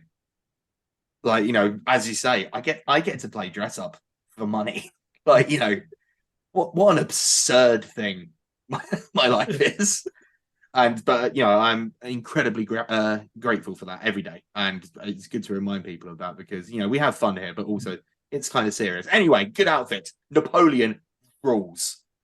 It's on my Instagram somewhere. I'm sure you'll be able to find it if you scroll back because I think I posted up every single costume that I did. So if you go onto my Instagram, Ethan D. Lawrence, I'm actually at Ethan D. Lawrence everywhere. And now even on Blue Sky and also still on X. But the Napoleon outfit was great. They actually had it specially made because for the most part we had basic costume pieces that could then be sort of fitted together in different ways. So they were kind of modular. And you could then sort of build it up that way. So there was something mad, like I want to say like 750 individual costume pieces. But like that includes sort of like a pair of trousers here, or a loose piratical shirt there, or a hat here, and like you'd stick them all together to make these full costumes. But the Napoleon one we had to get right because his look is so iconic. And so we got it. We had the bicorn hat, and we had the proper dark blue Royal Navy sort of. I don't even know how you describe it, but with the button over and everything like that, with all the badges and the accents, and it looked so nice. And I was like, I wish I could keep this. And they were like, you absolutely can't. Like this is going to the National Theatre after this, like to actually be used professionally, so we could recoup some of the money that we spent on it. But you got to wear it. I got to wear it.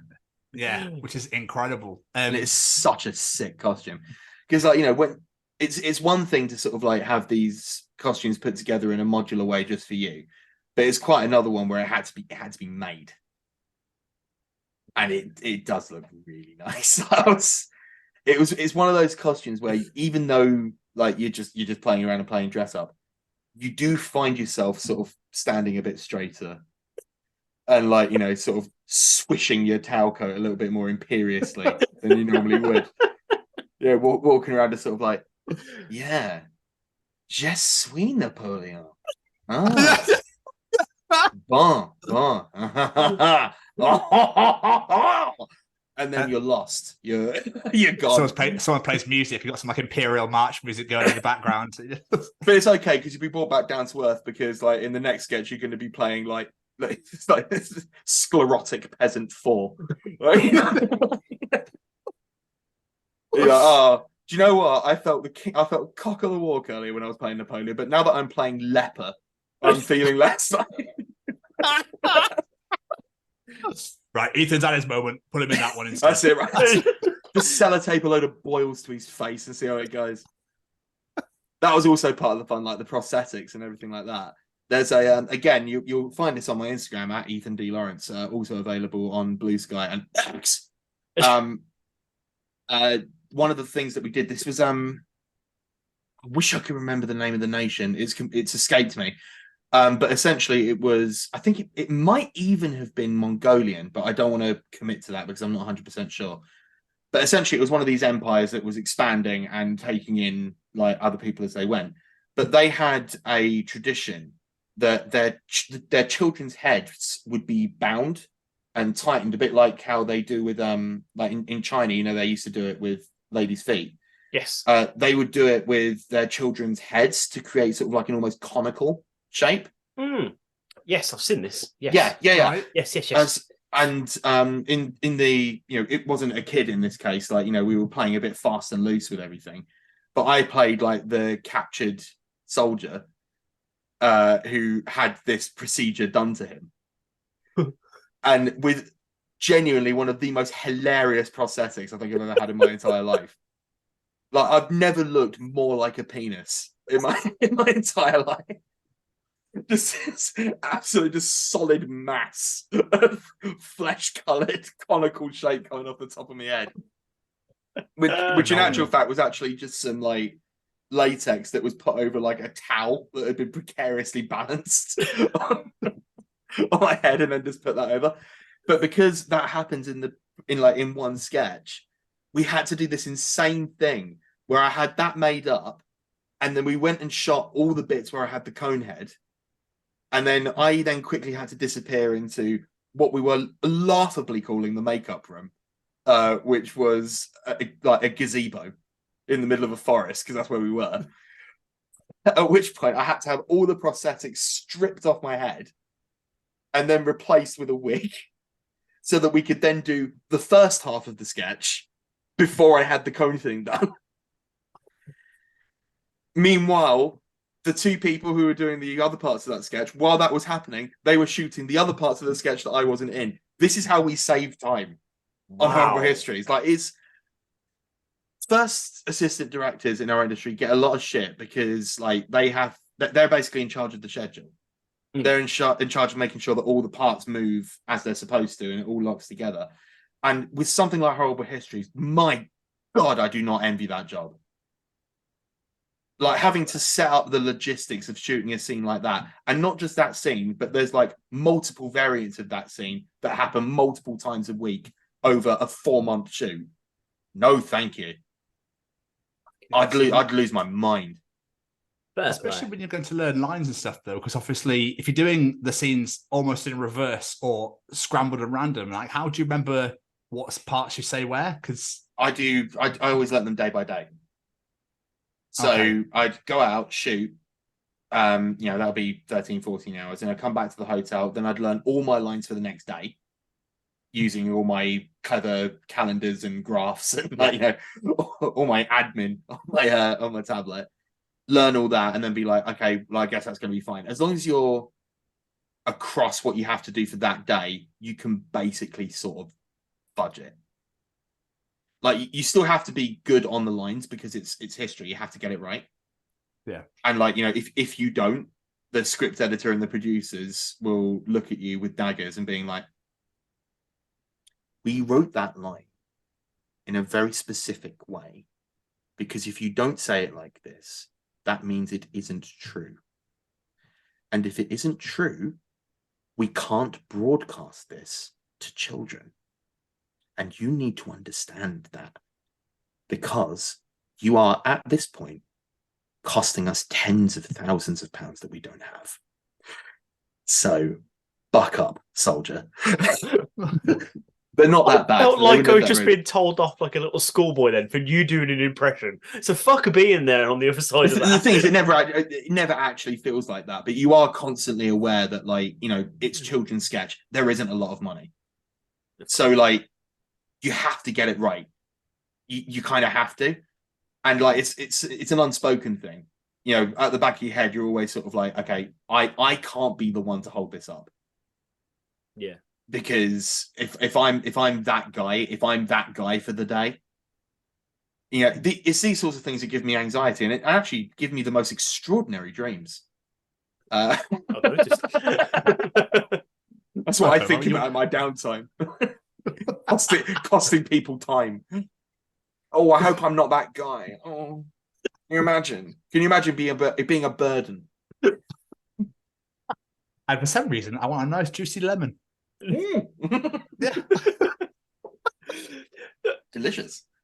I was looking at Horrible Histories and I was thinking about it. And Horrible Histories do a lot of stuff on stage as well as the screen. Obviously, when we spoke before, you talked about stage acting and how that was something you always loved. Is that something you'd like to do, like take part in the Horrible History stage stuff? Now, it's important to say that Horrible History stage and Horrible Histories TV are two separate entities. And for the most part, never the twain shall meet. Oh, okay. It has actually only happened for the first time ever recently. Tomorrow, as of the time of recording, weeks ago when this comes out, or potentially like a year ago, if you're me watching this in preparation for Patois. Good callback. Thank you. I'm full of them, mate. I remember everything I've said and I never make mistakes. So Friday the 8th of September, basically, we're putting out Horrible Histories Opera, which was a collaboration between the television branch and the stage branch, putting on a show at the Royal Albert Hall. Oh, wow. I was not in this because, they only needed like a smaller crew from the TV lot. So they picked the veterans, as well they should. I'm hardly going to, as the new boy, I'm hardly going to pull rank. Excuse me. I think I deserve to be at the Royal Albert Hall instead of Richard David Kane. No. Give Richard David Kane his flowers. He bloody well deserves it. I think tensions between the two camps are thawing. But like up until recently, there would never have been a crossover. Wow. Because I'd done TV before I'd done the Horrible History stage, I was, I imagine in their mind, tainted by original sin. He's one of those. No, he can't do the Horrible History stage show. Why is that? Oh, he's got the mark of Cain, actually.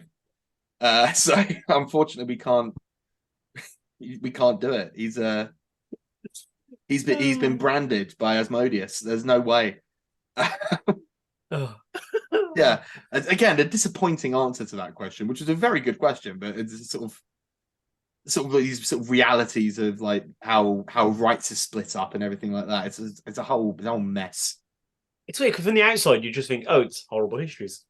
It feels umbrella, doesn't it? Yeah, it feels like it's all part of the same thing, but like no, there was genuine like interregnal warfare going on behind the scenes. It's a Horrible Histories West Side Story. Just absolutely. It's a bunch of people in bad wigs clicking at each other. That is a great mental image. You've had some couple of celebrity guests, hosts as well, recently on the show. That's the thing that they've been doing more of recently. As it sort of enters its 10th and 11th series, so it is officially sort of garnered the adjective venerable at this point. They can attract all sorts of folks, and it's really good. And we occasionally had some, you haven't seen them yet, but we had some guest stars take part in the actual episodes as well. For the longest time, they've had a good working relationship with Rob Rinder and Fred Siriax, because we do parodies of Judge Rinder and First Dates. Because they're such sort of obvious ways to talk about. I was actually in a First Date sketch. Amazing. Were you? Yeah, it's not out yet. But it's so it was a good opportunity to work with Fred Siriax, which is one of those sort of weird scenarios where you're like, I really admire you. Yeah, he's a legend. That's awesome. You've done so well. Like you've converted being television's maitre d' into like a genuinely viable career that is to be admired and respected. And you know what? Fair play to you, Fred Siriax. I wish I had your life because it looks great. And then you sort of have to act alongside him. And it's like, oh, for God's sake, he's good at acting as well. Is there anything this man can't do? Just punched the desk and the camera went. Oh, his daughter's an Olympic diver. Fuck's sake. Yeah, I mean, why not at this point? Why not? Yeah, go on, big lad. just butter it on, mate. Spread it on. Why not? Olympic level diver daughter. Of course. Yeah. I'd expect nothing less from Fred Siriax. No, he's a lovely man. But so it was a good opportunity to like to see those guys work in a scenario that maybe they're not as familiar with, although both of them have been doing it for so long, they're absolute like titans of it at this point. But like, yeah. So what we had? We had I can't remember who we had for dads, but I know we had Joe Brand for NHS and Jill Scott for Women's World Cup, which is again one of the sad things about that. I did have someone genuinely ask me, it was like, oh, what was it like meeting Joe Brand and Jill Scott? And I was like, those bits were shot months after we were there. No, like they did that in an afternoon in like April, probably. Yeah, wasn't Jill in the jungle at that point? I wouldn't know. I was not paying attention to any pop culture at this point. Oh, okay. She was just too busy winning. I'm a Celebrity, Get Me Out of Here last year, Jill Scott. Because you said you were filming up to December, so obviously. Yeah, she would have been. Yeah. No, those bits, like, with Rattus, they're shot on like they plate shot those things like while we're shooting, but essentially that's just leaving a camera running on an empty frame, and then eventually when it comes to shoot those bits, they just superimpose them onto that with green screen. Yeah, makes sense. So they're never actually there during the shooting unless they're actually like actively involved in a sketch.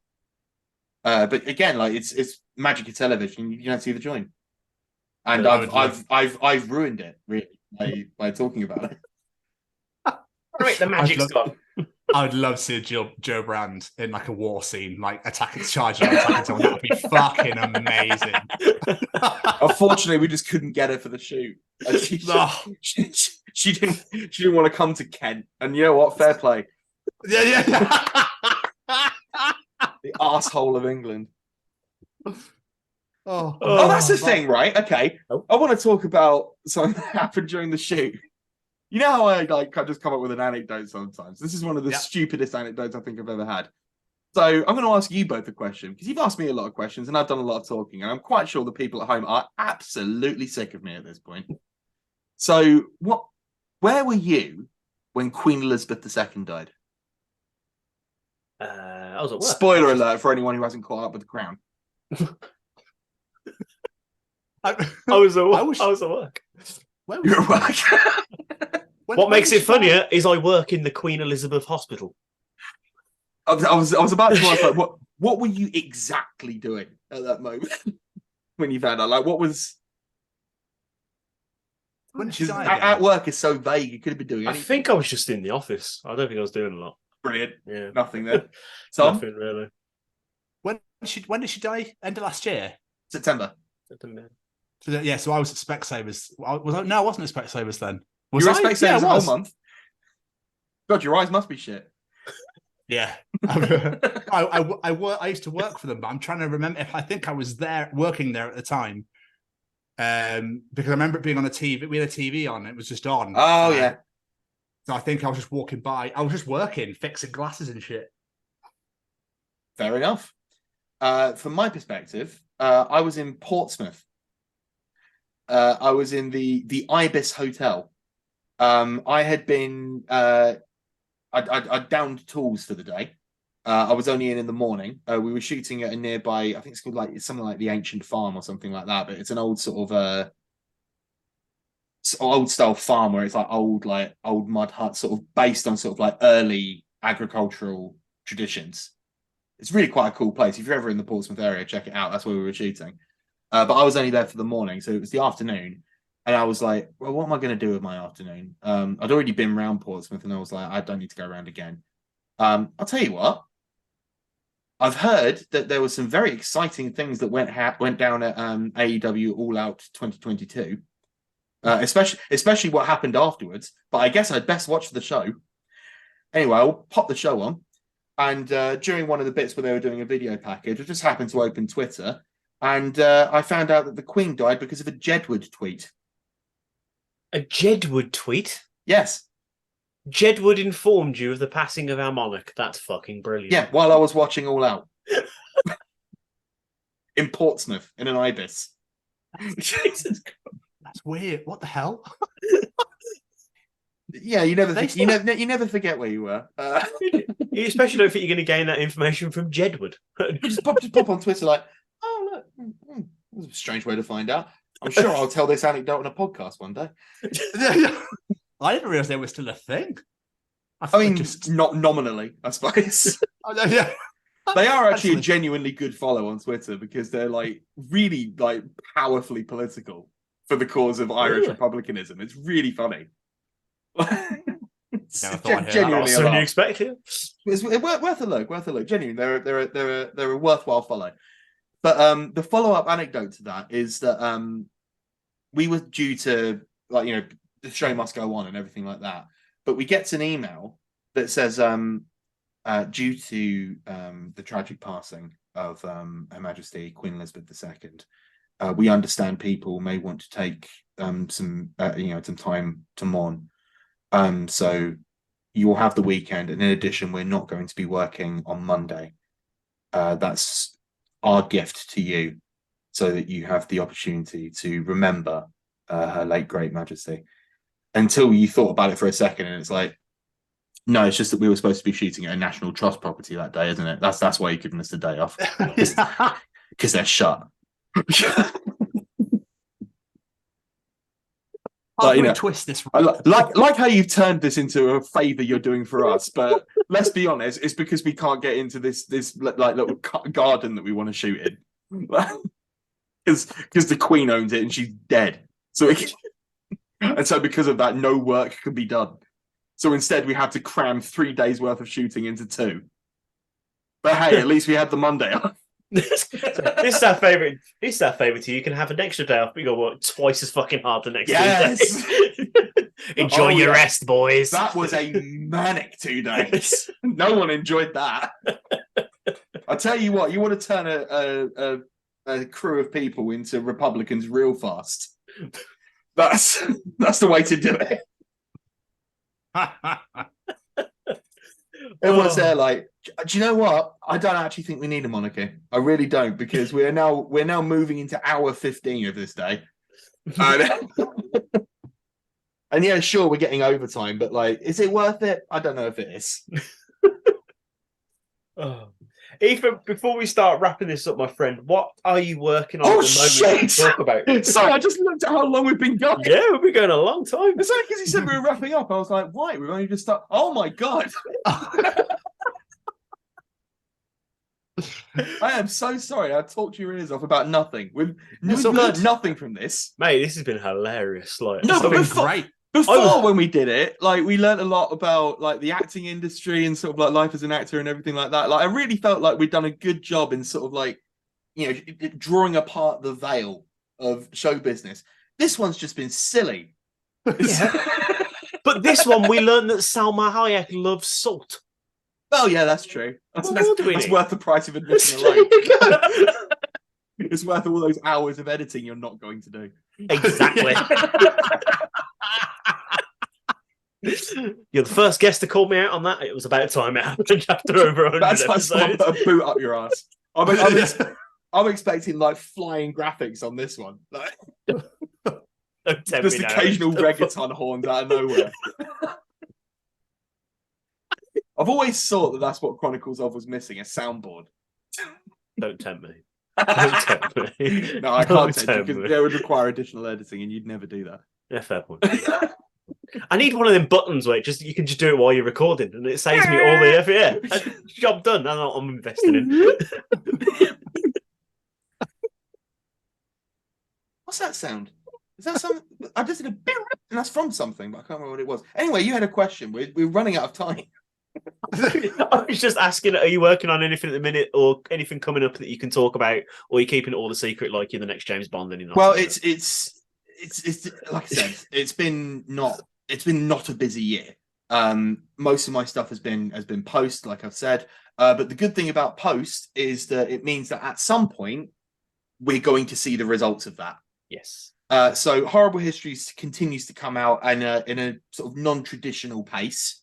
Like, you know, it's not going to be one episode a week. It's going to sort of try and hit peaks and troughs and dates of where it's going to be important. So just keep an eye out. I'll always post about it on my socials when I hear about it. So if you're interested, just drop me a follow.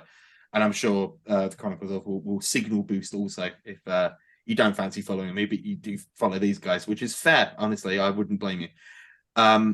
So there's that.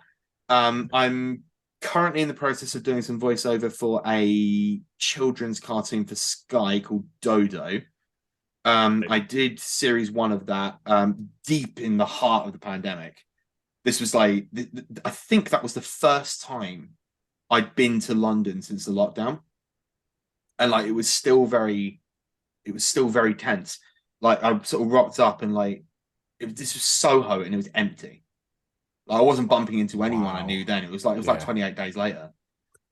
And like, I rock up at this studio and I come in and like practically like, you know, it wasn't this, but it sort of felt like everyone was wearing sort of like those biohazard suits. And like, you know, everything was covered in tarp. Like, you know, someone had a flamethrower in the background. Like, and like, I did the recording there and it was really strange.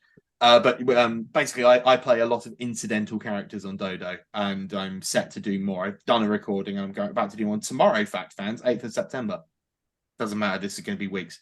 Doesn't matter. None of this matters. Nothing I do matters. Anyway, so Horrible Histories coming out. Dodo, that's all very exciting. The big one, and I think I can talk about this now because we've seen a official first look, is Boat Story. Which we didn't talk about much, largely because I didn't inform you that was happening beforehand, which is to my detriment, and I should have done that, and I'm sorry. Boat Story is the first drama I've ever done. Okay. It's produced by 2 brothers who did The Tourist, if anyone saw that. And this is sort of a sequel in theme only, in that it's a blackly comic, absurdly dark police procedural. In which I play a copper from Leeds. And, it's 2.5 hours away. By train at least. And it's like I said, it's the first drama I've ever done. I've not seen a lot of it. I've gone in to do some posts and stuff like that. But the bits that I have seen, I would chance my arm at this. And you know what I'm like, so you know that I mean this when I say it. This could well be the best acting I've ever done in my entire life. Oh, fair play. So keep your eye on the Sky. We've had a first look. If I had to guess, this has sort of big winter drama binge written all over it. So I'd be looking at it for either heading into Christmas or the beginning of the new year. But Boat Story, check it out. It's not just me. There's Daisy Haggard, Patterson Joseph, Chucky Cairo, loads of people, really, really cool actors. Craig Fairbrass from Rise of the Foot Soldier and all that. Nice. And so it's. I hope that it turns out as well as the bits I've seen as a complete whole. I'm genuinely so very excited about it. I can't wait to see it. And my God, I hope I'm good in it, because if I'm not, I will have completely dropped the ball. And that will be the end of my career, and then I will be disappearing back to where you know where I'm going, regional manager of the pizza chain. I'm ready. I bet it's absolutely. I'm looking forward to that because I love a fucking police drama. I mean, my missus absolutely fucking loves them, so no doubt I'll be watching that. This is going to be absolutely up your alley. Like, you know, hitting in the winter when the nights are drawing in, and all you want to do is just like curl up and just spend 6 hours in the company of some absolute genuine psychopaths. Well, now I'm even more excited. Hell yeah, it's absolutely great. And it's like shot in the north, which is like, you know, a region, so that's good for diversity. Imagine setting a crime drama in somewhere that's not London. Weird. We exist too, Ethan. Okay, we exist too. Never heard of you. I remember when we joked last time that Jamie's never left Birmingham. I still haven't. Not once. He's never left. Can't afford to now. He had to close the borders. When he went to Bloodstock, he had to go on like one of those little robots with an iPad on it. He was just on Zoom the whole time. Yeah, I had to like AI him in the interview, so he stood there. Carrying a little head on a stick. Yeah, this is Jamie. He refused to leave Birmingham. Yeah, just run with it. Just run with it, guys. Yeah, just run with it. Pretend he's there. Right. It's all right. Birmingham won't exist for much longer. Don't worry. No. Become another borough of London by the end of the week. It's fine. We're going to annex you. Yes. They're going to start calling The it London Borough of Birmingham. And wait for the gentrification to start. Did you know that London's got more miles of canal than Venice? Wasn't that Birmingham? Yeah, well, I've actually got some news with some shit that's gone down in the UK, all right? You ever heard of the phrase hostile takeover? Well, it's begun. It's begun. I'm pretty sure I could buy Birmingham at this point. Probably. I might, actually. I'll make you live under the yoke of my oppression. And I'm here to see it. I can't wait to see that. Well, you're fine. You can leave. Yeah, I'll be all right. Ethan's head and all of that money in Birmingham. It's all its own separate entity. You've only got script. You can only pay with that. Like, that's all you get paid in as well. Like the old Disney towns. You'd be like everyone's daddy. Can I have some money? No, you fucking can't. You can have some salt in the fuck up. Disconnecting my phone. You people ringing me all the time. Oh, we want you to remove the potholes. Oh, we want functional traffic light. Oh, shut up. And can we have our canal back? No, I'm using it. I'm floating down it in a bath. Like a massive slip and slide thing. Wouldn't it? Fuck off. To quote Stuart Lee, did you all know that Birmingham has more miles of canal than it has rats?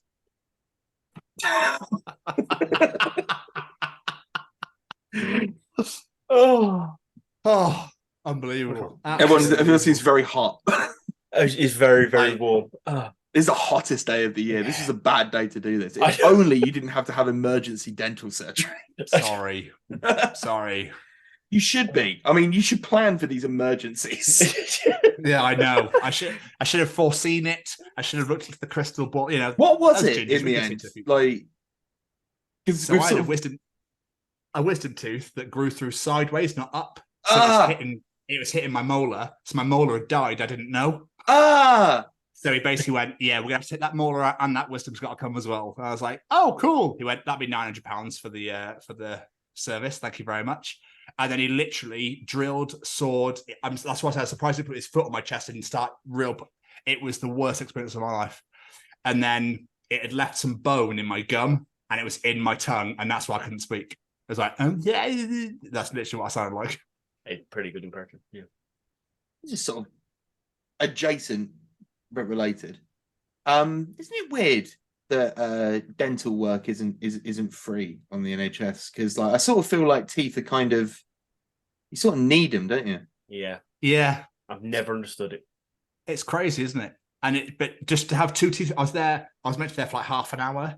I think I was there for about 45 minutes or so, and he just and I'm not joking. I think I screamed that place down the entire time I was there, and I'm not scared of the dentist. I don't care. But that's heavy duty though. I mean, I'd say that's less a fear of the dentist, it's a fear of sort of like incredibly invasive surgery.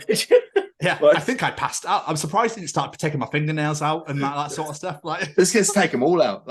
Yeah, just might as well. Tell me where they are. Tell you who where is. Just tell me where they are. I don't know what you're on about. Because like prior to Horrible Histories, I had a bit of a minor health scare. Well, not really minor. It was kind of major, but it was also minor. Basically, I had to do a medical for Horrible Histories, and this is also basically just sort of like a medical heads up. Get yourself checked if you can. I had a medical done, and it turns out I had what was not described, but I pretending it was described as like frighteningly high blood pressure, like to the point where they were not going to sign me off for work. It was that bad.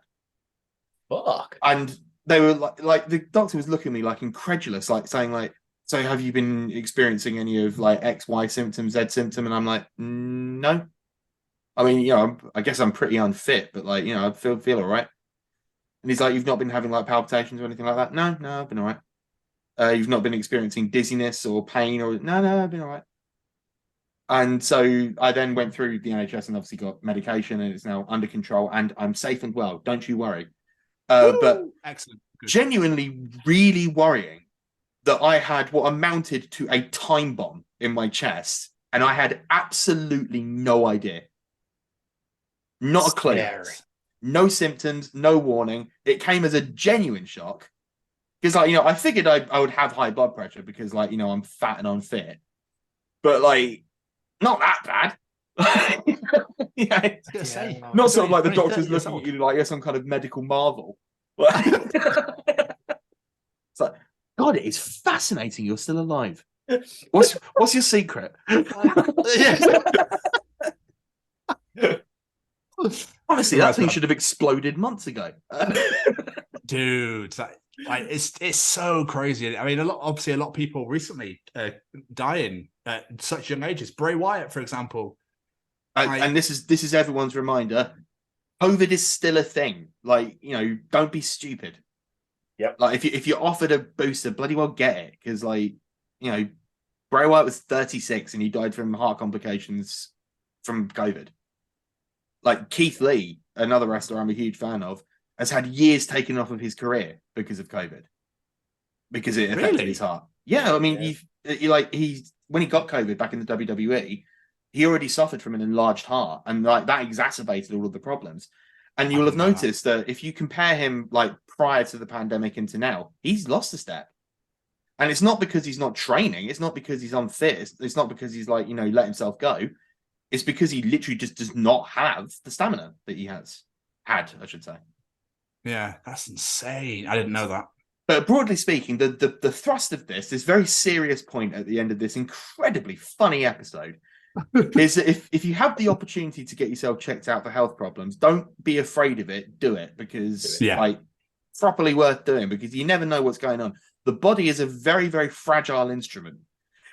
And so much of it can go wrong. And it could be a wisdom tooth growing sideways into a molar, or it could be that you're a walking heart attack statistic waiting to happen. Get yourself checked, lads. Also, check your balls.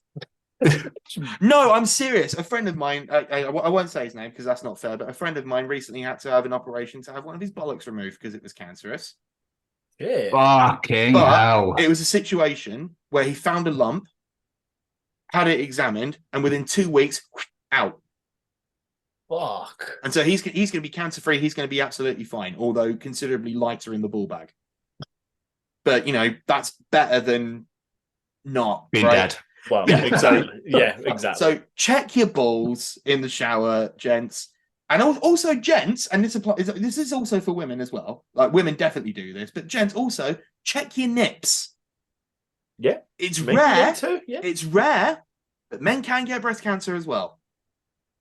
So, bloody check it out. And if there's anything that looks, a bit skew-whiff to you, just bloody well get it looked into. Because, like, we only get one shot at this, and you don't want to waste it. Absolutely. I love the fact we're ending with Medical Corner with the man who played the founder of the NHS. I love it. Hi, I'm a Nyron Bevan, and I'm not doing the accent. I love they put the outtakes on the end as well. You couldn't remember your line. Do you know what? That is one of the... Okay, right. I know we have to finish. But, like, that was genuinely one of the most frustrating ones, because it was just one of those situations where the line just would not go in. Normally, I'm very good with learning lines. But in this case, it was just that one line was an absolute stumbling block for me. And to the point where it was getting funny, and then it got funny for a little bit, and then it got annoying. Yeah. And you could tell the change in the mood in the crew because it was just before lunch. And so initially I'm so sorry. I can't, I'm really struggling with this line. They're like, no, it's all right. You'll get it next time. Oh, sorry. And they're like, we know you're actually good at this because we're like 6 weeks into the shoot. So we know you're fine. This is just a blip. Go again. Oh, sorry. Yeah. All right. Just, okay. Yeah, I'll get it. Don't worry. Oh shit. We actually legally have to. You've got 2 minutes. Yeah, we legally have to break for lunch. Yeah, so it's a union thing. So you really got to get on the next one, mate. Just really get it. Yeah, all right, yeah. Oh fuck. Let me down, Lawrence. You let me down. You are in many ways lucky that we're 6 weeks into this process. Because if this was week 1, you'd be gone, mate. You could find someone else so easily. So consider yourself lucky that we know that you're better than this. I'll get it right next time. And then I did, and it was fine. Oh, dude. And now it's an outtake. The worst moment of my life. Yeah, thanks, But guys. bearing in mind, that was mere weeks after finding out I nearly died of heart failure. Oh, dude. I bet they're like, well, show it before it. We'll fucking put it at the end of that. How do you like heart that? failure? We all know he's gone through a medical issue. Let's make him really stressed. Yeah. Look at him sweating. Look. It's lunchtime as well. Come on. God, you can almost see it beating out of his chest, can't you? Wow. That looks like he's going to break a rib cage. Mr. Stevens, do you have any more questions for our wonderful There's no guest? time. You have to hurry. Yeah. I'm it's lunch. It's nearly 10 o'clock in the evening. We're all delirious now. I just want to say thank you so much again for coming back on again. It's always a pleasure, Ethan, to have you on and just This chat was and catch up. The reason why I got back in contact with you guys and have stayed in contact throughout is because I found the first one of these was so much fun. I enjoyed it so much, and I've subsequently enjoyed most, if not all, of your content, because who has the time since then? You know, I will get to it, but fucking ease up, all right? You put out a lot. And it was a genuine pleasure and a genuine joy. So I figured, doing something like 1 year on could be quite fun.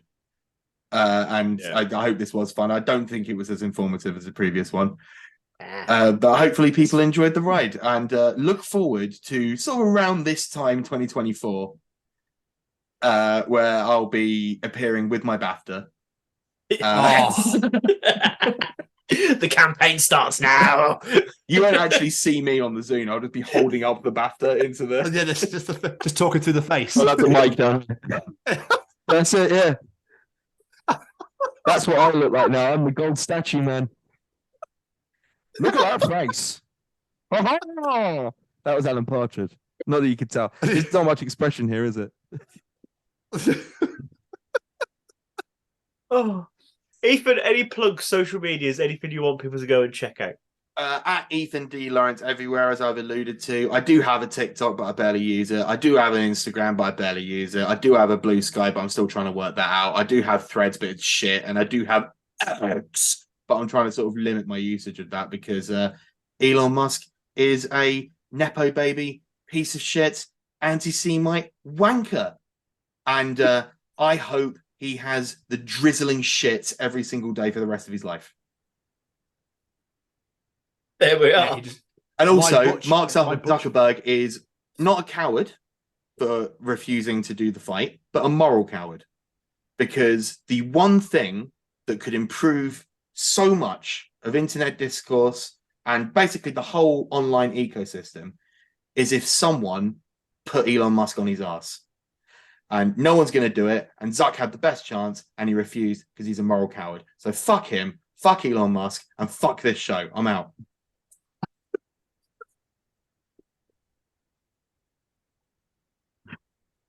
We're so putting that in the intro. Yeah, it's gotta go. And the best thing is, people are going to see that in the intro and they're going to be like, I wonder where that came in the episode. I wonder if it was early or late.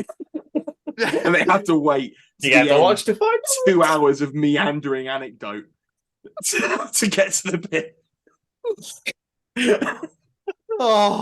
I love this show. It's the fucking best. Ethan, thank you so much, my friend. This has been absolutely amazing to do this again. No problem at all. See you in a year. Yes, absolutely. Yeah, we're looking forward to it, and we'll be. And when you get nominated for that BAFTA, like vote. That's all I'm going to. Hopefully, it's in one of the ones that is of a voting category, and it's not up to a panel of my peers because I'm not good at schmoozing. I'm going to get on social media, find who's on the panel, and just go vote. Vote for him. He's got a pretty face, and he promised he'd come back on the pod. Salt. We need him for the pod. We need a BAFTA winner on the pod. Oh, phenomenal. Ethan, man, absolutely unbelievable. Thank you so much for joining us this evening. It's been absolutely incredible having you on the show. What a laugh once again. Absolutely brilliant. I do genuinely need this. I cannot wait to see you both in a year.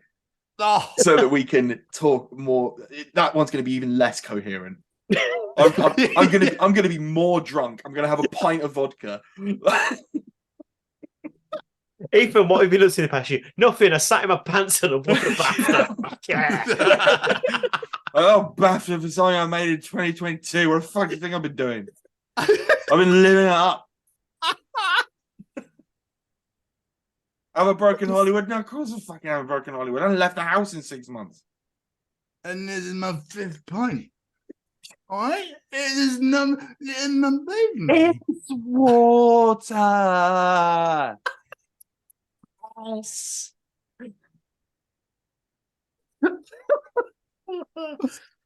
Oh, we're supposed to be doing an outro. Sorry. Yeah, I was about to say, Ethan, you fucking hero. Thank you so much, my friend. Don't edit any of this out. I'm not gonna. Why is this interview 3 hours long? Why have you tried to end it 15 times? But we were just having such fun. Oh, I do enjoy doing this so much. Oh, but seriously, in all seriousness though, yes. Ethan, legend of the highest order. Thank you again, and I look forward to seeing you in a year's time, and hopefully down the road sometime. Maybe, who knows? Well, you know what? If I'm ever in the West Midlands, well, it has to be Birmingham, doesn't it? Because otherwise Jamie can't come. Yeah. So I'll have to go there as well. We'll both converge on Birmingham so that Jamie doesn't have to feel uncomfortable. Yeah. All part of your hostile takeover. It's fine. Oh, Or the Brummies be like, "Oh my god, he's here." We're like, "What are you on about? He's Dark here. Lord has returned." But of course, like in a Brummie accent. The Dark Lord's returned. Dark Lord's come back. Oh no! I always knew this day would come. Bollocks. All right, so better paint a red cross on the door then. To keep the gremlins out.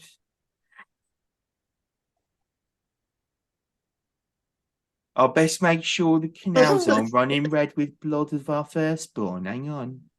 Oh, now it's still clean for now. Maybe we can still escape while we still can. We'll tell you what. Pack up all the bovril we've got, and we'll go to Northamptonshire. Maybe settle down in somewhere like Corby or Peterborough. I've heard it's lovely this time of year. No, just Imagine if of all three of us, Jamie's the one that has the heart attack. Yeah. That accent fucking destroyed me. That's about the Brummie accent. Didn't know I could do it until just then. There we are. Just took a fucking swing. Nailed it. Absolutely did. Oh my god. Right, let's get out of here. Ethan, thank you so much, my friend. Thank you very much. See you. Goodbye for now. Bye. Oh, I'll see you later. what an absolutely wonderful, bonkers, crazy conversation. I love this so much. Yeah, it's great. It was great. As soon as he was like, "I'd like to come back again," and like, "Yep." You don't even need to have to. You could have just turned up, Ethan, to be honest with you. We would have still been like, hey, that's good.